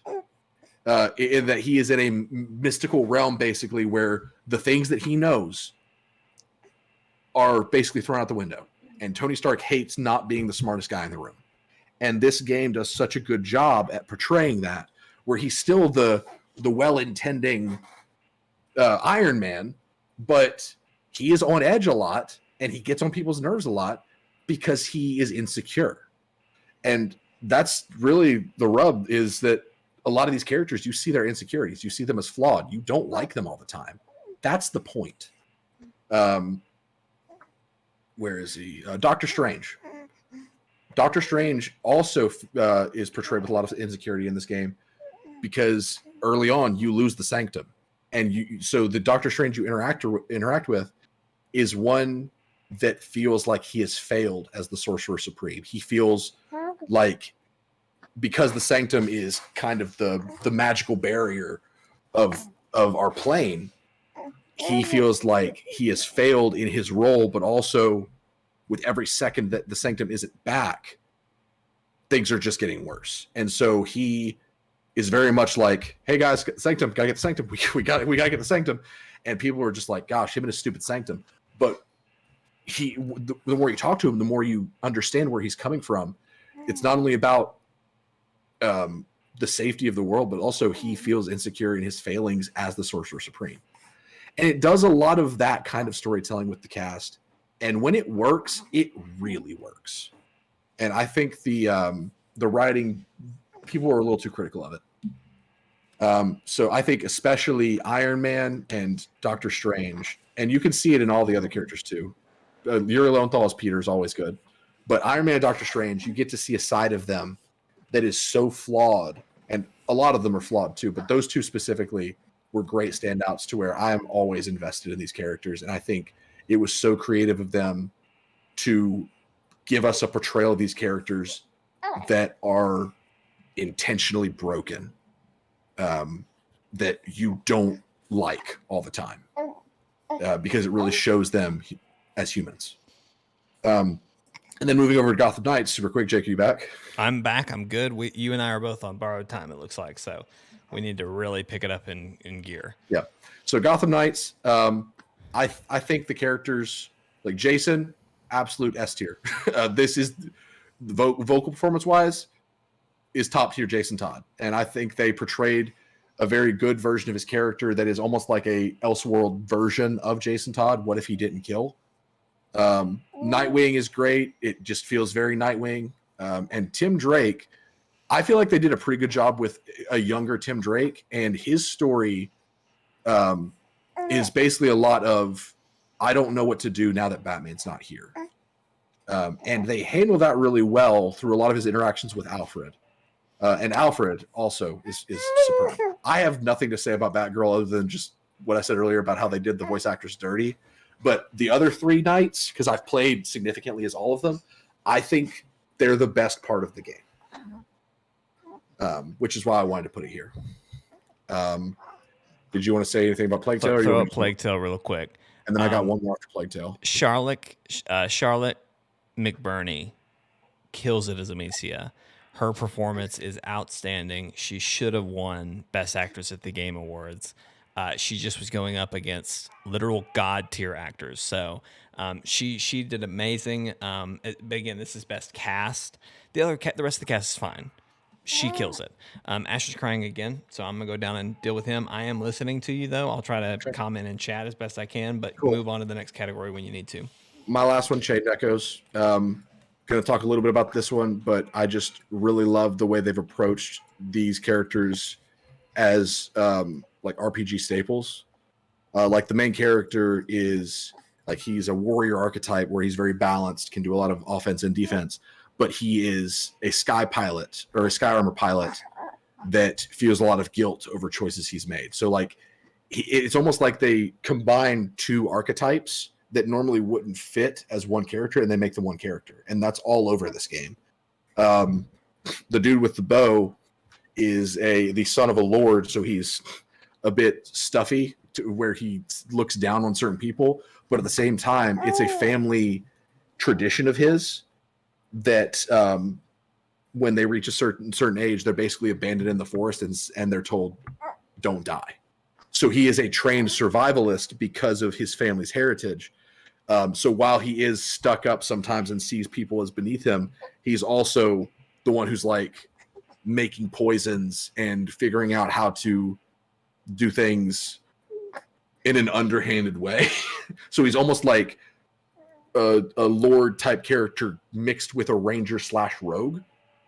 They do a lot of really interesting combinations in Chained Echoes, and I can't talk too much about it because I'm fairly new to the game. I only started playing it a week or so ago, but it's really good. I really like that one. So I assume, I don't know which one Jake's going to pick. It sounds like Plague Tale the way he talked, but for me, it's probably going to be Triangle Strategy, just because I'm the most familiar with it. But and it's the most consistently tight, I think. You're okay, buddy. So moving on. Unexpected hit. We're gonna have to tighten this up next year. Hey, buddy. So unexpected hit. Let's go with Fire Emblem Three Hopes. It's plain and simple. I was expecting something akin to Fire Emblem Warriors, the first one, which just felt like Fire Emblem characters put in a Samurai Warriors game / Dynasty Warriors game. But this game very much felt like they didn't want to stop there. They made it feel like a Fire Emblem game, and I ended up really, really enjoying this. So that was good, and that was also one that I almost forgot about because it came out in January. Oh. Sorry, buddy. Hold on. Putting Peter in a swing. Hey, there you go. Next one, I've already talked about it, but it's got to go on here. No Man's Sky. I don't even know why I started playing it this year, but I did, and I was fortunate enough to be given a lot of money when I went to the hub first, and it allowed me to skip a lot of the monotony, but was not expecting to be as wrapped up in that as I was, and I was not expecting to basically forgive the highway robbery that was No Man's Sky in 2016. Raft. I'm typically not someone that enjoys like games that are a vibe, and that's what Raft probably 70% of the game is it's just survival crafting, but it's chill. And it's not a lot of intensity. And you do get to a point to where you basically negate all danger. But I really enjoyed it, especially with friends. That was a really good experience. And can't remember if Sifu was Jake's or mine, but I love Sifu. I didn't expect it to be as good as it was, but we've talked about it in length, and I don't think we really need to add anything else about that. I think it was Jake's, and he probably touched on it a bit with how he's saying that it got him into Elden Ring. Jake mentioned Rollerdrome. I'm going to leave this up here for him to talk about if he gets back in the next few seconds. But I feel like Peter, hold on. There you go. I feel like a lot of this, the unexpected hit comes from that. I think he was just expecting a quick platinum with somewhat fun gameplay. I think he just got more than he bargained for out of this one. And just ended up having a really good time with it. And I just realized that I forgot what made me create the unexpected hit category. I'm just going to go and throw it up here. Xenoblade Chronicles 3. So I can actually tell this story now. I have, like I said before, not always, but I'm a big fan of Magitech settings, blending sci-fi with fantasy. And so with Xenoblade, it's a franchise that I've always been like, I really want to try this. Because it just seemed like a really cool world. And so when Xenoblade 2 came out, I was like, this looks awful. And apparently it was not great, and the story was pretty cringe, and it was very fan servicey. And so I thought, okay, maybe Xenoblade's not for me, because I assumed that's what Xenoblade was. And then we got to Xenoblade 3, and I saw the direct that was focused on it, and I was like, man, this looks really good. And so I purchased it kind of impulsively, but not really, because I looked at the information for it from the direct and was like, I'll give this thing a chance. And it was one of those cases of I am a Xenoblade fan now because of how much 3 resonated with me. I think it's a great game, and I think in terms of like a JRPG, before Chained Echoes came out, I was regaling Xenoblade 3 as the best traditional non-tactical, well, not traditional, the best non-tactical JRPG I've ever played. And then Chained Echoes took its throne, but it had a good run of like, 4 months?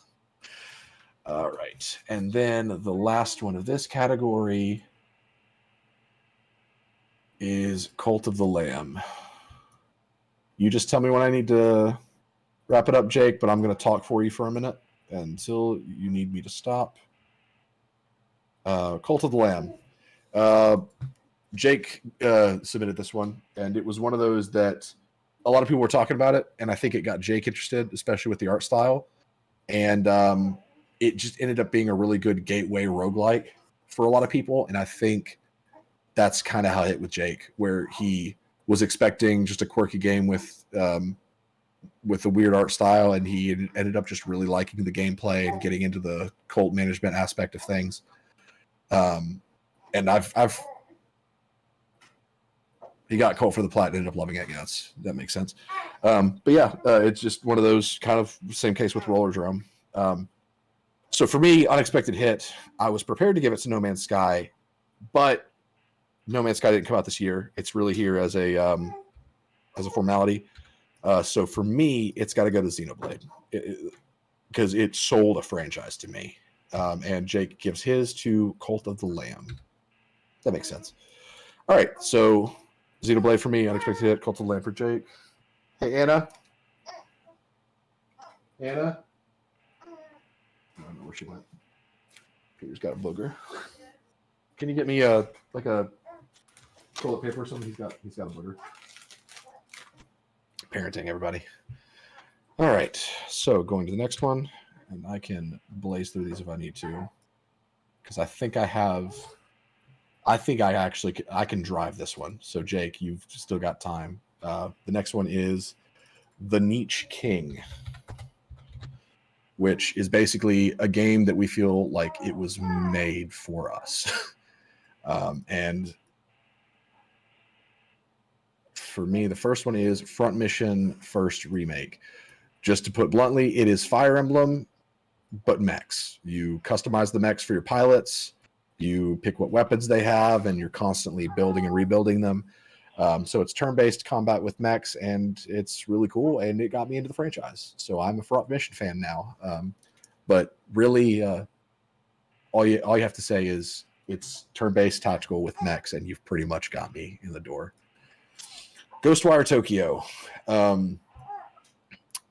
I talked about this a little bit earlier, but I really like.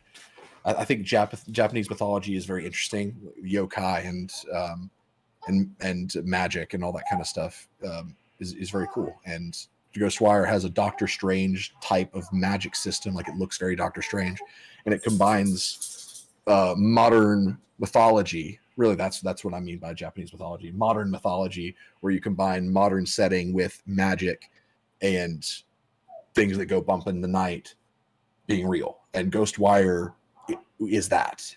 And so from a concept standpoint, Ghostwire was all directed towards me. I think they did a pretty good job. But like I said, it came at a bad time. And let me get that. Here we go.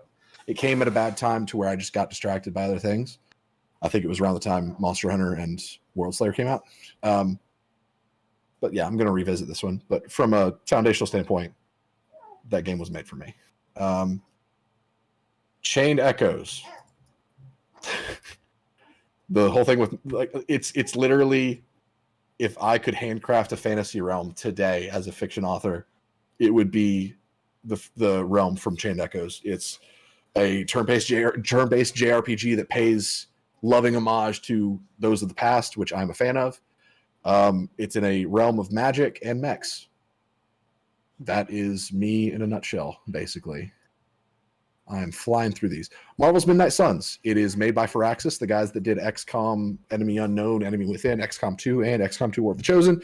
They made me love XCOM, which is my favorite game. XCOM 2 specifically. XCOM Enemy Unknown is probably my second favorite game. But love Firaxis. And I, in the past, have been a really big fan of the MCU and Marvel characters. So to hear Firaxis doing a Marvel tactical game that takes place in the darker, mystical side of Marvel, that was just music to my ears. And I think they delivered on that really well.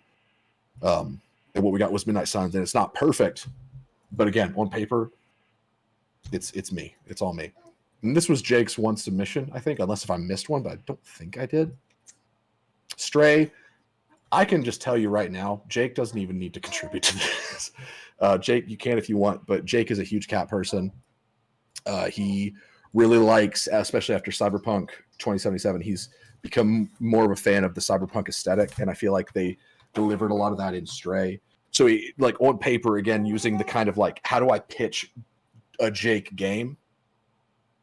Give them Stray.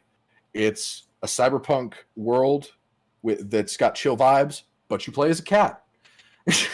Like, that's just Jake. That's a lot of his sensibilities put into a small package. So Jake gives his to Stray. And for me, it's got to be Chained Echoes because it seems to deliver on the niche the best. And it's something that feels a lot more specifically targeted towards me than these other ones do. So Chained Echoes for me, Stray for Jake. We are on 13, so we still got 5 more. So this works out because this is another one that Jake only submitted 1 on. And I'll go ahead and I'll talk this for him. I'm not going to use my initial title for this. It's too hard to explain. Coolest mechanic. Let's say that. Coolest mechanics. So this is the award that goes to games that we feel like something that a game did that we thought was really cool and we just wanted to talk about. So for Jake, that's going to be the flying beast from Horizon Zero Dawn. He revisited playing this game again this week, and he was just like, Horizon's Game of the Year. Horizon's Game of the Year. I love my bird. He just really loved the ability to just fly around and how well they incorporated this into the game. I haven't played it myself, but the way he's talked about it, it does sound like an absolute game changer for any open world game. I don't have Arceus in here at it, just for the sake of being open world Pokemon, because this is the place I was going to put it, kind of the implementation of open world to Pokemon. Is that what you're saying, Jake?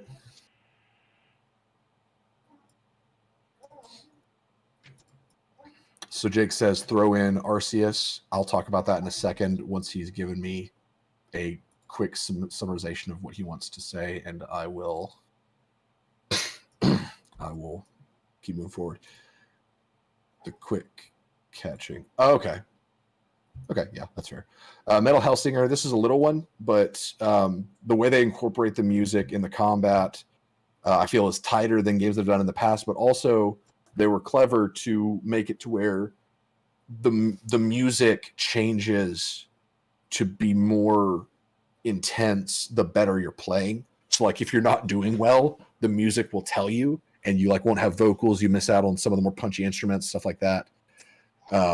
But as you're doing good, you are rewarded with the song coming in full force.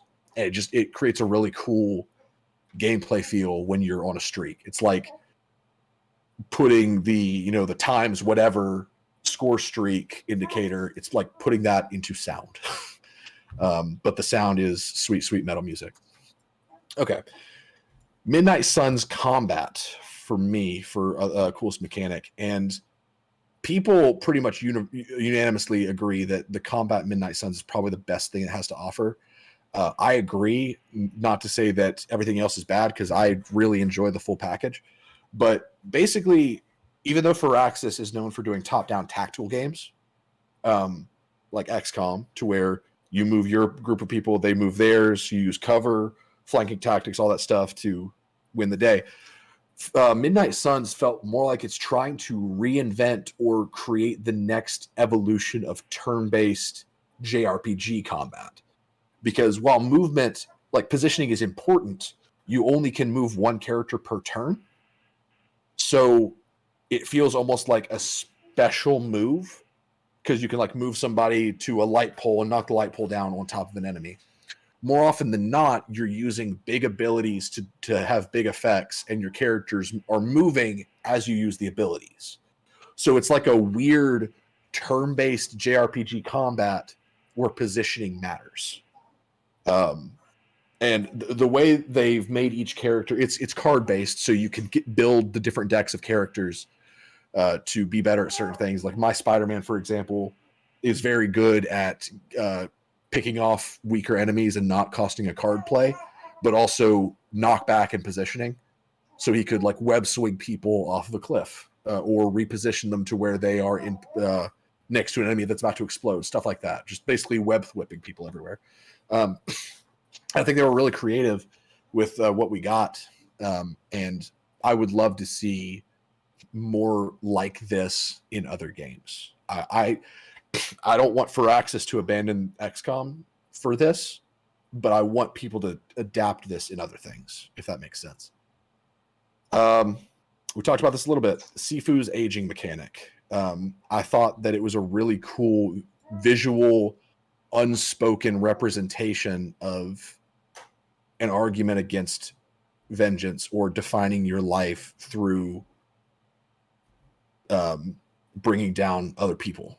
I'm not shy about my criticism of Last of Us 2. I'm not going to do a whole spiel here. I've said it enough.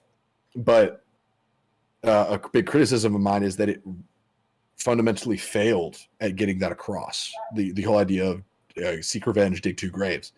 And Sifu, the aging mechanic, not only created an interesting and compelling gameplay addition, but also it's like a storytelling mechanic to where you are literally seeing your character's life fade away as they seek revenge. So they've defined their entire existence with the killing of someone else. And it's very deep. And people, I don't think, talk about it enough as like story, like the consequences that come with the storytelling of that. But I think it works really well as both a gameplay thing because you become stronger, but also you have less health the older you get. There's that, which has gameplay consequence, but also the fact that you can't get those years back no matter what. So you start as the guy on the left, which is clean shaven, kind of long hair, like ponytail hair. And once you get to a certain age, that look is gone. And you suddenly have a beard and you've visibly aged and you can't get that back no matter what. Very clever. I really appreciate that from them. I got you, buddy. These categories worked out pretty good because these are very much the Steven heavy categories. So Jake has the time that he needs. RCS, Jake was saying how you can quick catch things. You don't have to battle everything. It feels more like being a Pokemon tamer, I guess, rather than like just doing battle all the time. I think a combination of being able to catch everything and going like it's a lot. They introduced a lot of really good ideas in RCS that I hope are a staple of the franchise moving forward, where when you initiate battle, you don't randomly appear in a battle area. The fight happens where you're standing. It's very fluid. Being able to avoid battling in general to catch Pokemon is really nice. So you can technically turn it into a stealth game to where you could be really bad at training Pokemon, but you could be really good at catching Pokemon. And that's cool. So the last one is the scales of conviction in Triangle Strategy. Basically, like I said earlier, you have liberty, morality, and utility as the three defining convictions in this game, and actions you take increase your conviction to all three of those things. So whenever you have to make a decision, the way that the Wolforts make their decision, which is the house that you lead, is they bring out the scales of conviction, and they are bound to go with whatever the group decides by majority. So decisions in Triangle Strategy are not made by you. They are made by your subordinates who you have to have conversations with and convince using your convictions to see it your way. And sometimes, because they respond with their own arguments in ways that you probably haven't thought of, their convictions might sway you. So you end up with these really cool moments where, like using the handing over the prince argument, like you could have a cool moment where like there's no way I'm going to hand him over. Like it's impossible. I'm going to do whatever I can to make sure I don't have to do that. But then Benedict, your advisor, could say something really profound, being like, it's either his life or it's the lives of every single person that your father has given his life to defend. And also we could turn this into an opportunity, like pain now could be our gain later. Just stuff like the characters are very clever and written very well, bound to their convictions, to where decision-making is not so simple. Because typically decision-making in games is, I know the path I want to take, so I'm going to pick it, and everyone's going to follow me no matter what. It does a good job of making every character have their own ideals and stay convicted to what they believe, to the point where eventually in the story, towards the end, they do address how like certain characters are like, I can't do this anymore. And you have to make a choice that results in losing characters. It's just very clever, very unique. And I love how that comes across in the writing of the side characters, where you are not the end all be all. You are just the guy at the top. But decisions are made by the people, not just you. Again, like the game is just extremely tight and clever with everything it does. So how's it going? Asher's going to be screaming until I am done, so we may need to either nick something or just really like 30 seconds each category or something. We're just out of time. What would you prefer? You tell me. I don't care. The only thing I wanted to say about noteworthy mechanics, I'm glad you picked Horizon. The way the bird works is what's so cool about it. Like, he literally just follows you, and like you can grapple up to him, or you can like tell him to come pick you up. It just works so well, and so it's a great one. So, and we did Niche King, right? So we are on number 14. Yeah, out of 18. Can you do the? I don't think I really have anything for Metal Hellsinger Award. Yeah, I'm skipping that. Okay. To me, it's just metal. It was more of a joke that I think it deserved music. Biggest letdown. If you just tell me about Gotham Knights. Yeah. So quickly for biggest letdown, Gotham Knights. I was hoping for more from it. I really just thought it was going to be Arkham Knights with friends. And or even Arkham City with friends, and to some degree it is. It just doesn't feel like Arkham. It just doesn't feel as good as those games did, and so I'm in a way I'm disappointed in those. And then Trek to Yomi just has everything, kind of similar to what you said a minute ago about Stray. Of like, if you're going to pitch shake a game, this is what you need to do. It's a small indie with a great art style. It's short. It's Japanese, like samurai culture stuff. Like, just you're checking boxes here for me. The gameplay sucks. It just does not feel right. The timing feels off. It is a slog to get through. I really put more into it than I probably should have spent time in it. Trying to just give it its best shake, and it just. Yeah. Okay. I couldn't get there. I've got mine in biggest letdown, and then the next two categories I could do on my own. Well, so if you want to go handle him, and no, I mean at this point, I want to just finish. Is what I need to do. We just need to go as fast as we can to the end. Okay, cool. We'll fly through this then. Dying Light 2. To be honest, I forgot it came out.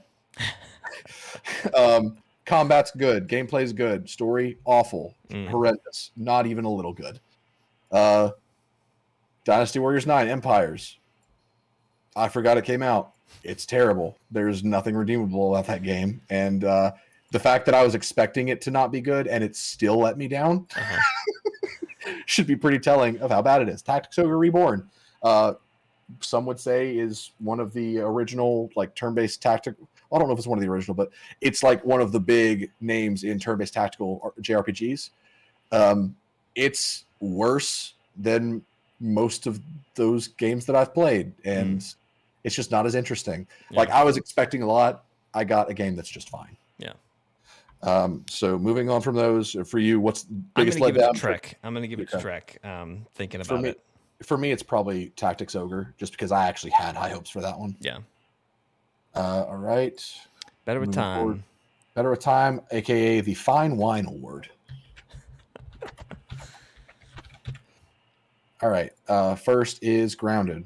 Go. I mean, we've talked a lot about Grounded. It's great. Obviously, it's been in early access in Game Pass for a while. We've played it, bits and pieces of it, but eventually we hit a point where they had announced 1.0. We said, nope, we're waiting until 1.0 to touch this any further. But again, just the updates that they've done throughout, and especially with 1.0, and even just some smaller updates that they've done since then to just really improve. Like zip lines, one of the things I really love in Grounded. They've now added zip lines that go up and down, which was like a huge strategical thing that I was having to already figure out when I built a tower. It was like, okay, Yeah. this gets us here, but how do we get back? Now Yeah. we don't have to worry about that. So lots of great additions that they've added throughout Yeah. that. It's one of the best early access games I've ever played.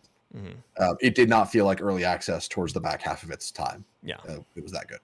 GTFO, I'm not going to go into too much detail, but the game grows over time to where the story is being told through its seasons. Yeah. Very cool. And the different seasons have different loadouts. So the gear you get based on the jobs is different. The missions are always different. Very, very cool approach to seasonal storytelling. No Man's Sky, it just keeps getting better. They just keep adding stuff. They don't remove anything. It's the game that keeps on giving. Yep. Monster Hunter Rise Sunbreak. This is going to be in the next category as well, which is best premium expansions. But with Monster Hunter Rise, they continue to give updates that improve the game, add more systems, add more monsters, just more content for free. So these are the games that we feel like if I played them at any point in the future from today, it will be better than it is today. So it ages like fine wine. So I assume you're giving Mine it is Grounded. Yeah. Yeah. I'd probably say No Man's Sky. Great. Yeah. All right. No Man's Sky getting a lot of awards out of this one. It is. And this is Game of the Year. And this is premium expansion. Oh, that's the one you added. Yeah, which basically, I'm just going to speed the hell out of this. Time me for 60. All right. Guild Wars 2 End of Dragons. It took us to Cantha, which is the Asian-inspired area from Guild Wars 1. We've been looking forward to it a lot. They did a really good job with it. Really love the setting. Really love the gameplay additions. It was great. Monster Hunter Rise Sunbreak. Basically, Monster Hunter Rise 2. It basically doubled the amount of content in the game, which is what Monster Hunter always does with their expansions. Outriders World Slayer. I did not mean to do that. You're good. It's fine. Cool. Monster Hunter Rise. No, sorry. Outriders World Slayer. I got distracted. Kind of like Monster Hunter Rise, it just added a substantial amount of content to the game that was already great. There it is. Okay. And then Red Solstice 2, just really good expansion game. Like every single time they do an expansion, it just gets more good stuff. Gonna give it to Sunbreak. Sunbreak basically was a sequel. Yeah. And lastly, Game of the year. And this for us is not even we've talked about this a little bit. This is like the game that defines the year for us. And this year is such a hard year, right? There's so many games that have been great that do define the year. But anyway, throw up a couple. For me, it's the game that executed what it sought to do the best, because one of these would break the definition of defining the year, because it's like 2 weeks old. Okay. But God of War Ragnarok. I mean, I've talked about it. I don't have as much time to talk about it now, but it is an amazing game. It is a 10 out of 10. It is perfect. To your point, Steven, it executes on exactly what it set out to do. It is a sequel and the close of a trilogy in one game. The story is fantastic. The resolution is like good. I'm trying to think of like satisfying. The gameplay again is amazing. It cast, acting, music, every category you could ask about this, it's stellar. It's the best that can be done with games, and so I have no criticisms of it. It's fantastic. So yeah. Okay. This is the one that breaks the category for me. Chained Echoes. It's not going to win because I haven't beaten it, but so far I have no flaws with this game, and it seems to be resonating the same way with everybody else. But I wanted to make sure to highlight it in some way because it did come out this year, and it's not going to get talked about next year. So I want to make sure to give it a lot of love this year. Elden Ring. Elden Ring, man. Basically the champion of this year. Like when talking about like the game that defines the year, that is Elden Ring. Yeah, that's what, and I don't know what you were going to pick. But I mean that was my pick Yeah. and is what I will tell people when they say, "Hey, what was the one thing that you played this year?" Right? Elden Yeah. Ring. I mean, it's amazing. Again, we've talked about the adventure aspect. If you go anywhere, there's something epic on the other side. Yeah. They made it so they made it more accessible than any Souls game has been. If they don't do the next one like this, I probably won't be able to do it or enjoy it Right. because if you hit a wall, you go around the wall, you Yeah. go over the wall. Like there's so many ways to get around obstacles in this game, and it's just fantastic. And again, to the point of like somebody made this, you know, Yeah. how did they think to do this? It, It's it's great. it's one of those that like you said, it defines the year, Yes. and it is the most special game experience I've had this year. I think like Mm. it's unlike anything I've played before. I put Grounded on here Oh because I wow. think it's deserving of it. Okay. Yeah. Because it handled the early access format very gracefully. I think that when we started playing it, we didn't understand just how good of a game it was, and we eventually realized, like, man, this is Hmm. top tier in its class of survival horror, and we weren't expecting that. It Yeah. it gave so much more than anyone was expecting it to, and so I think it's phenomenal. Yeah. And my pick is Triangle Strategy, not because it defines the year for me, but because I can't think of the last time I played a game that was so efficient and well structured in literally everything it tried to do. Hmm. And talking about, you know, the characters, the story, the convictions, and everything. I hope you guys can kind of see what I mean by that. Like, there's not an ounce of fat on this game. They utilize to great effect everything that they brought to the table. So I assume for you it's Elden Ring. Yes. Hmm. For me, it's Triangle Strategy, but Elden Ring is one of those that, like, I agree with Again, it. like It is this year's game. it defines this year. I think, you know, as years go by, I will probably remember God of War more fondly. Yeah, But Elden Ring is the game of 2022, yeah, and it yeah. will Like, always be that.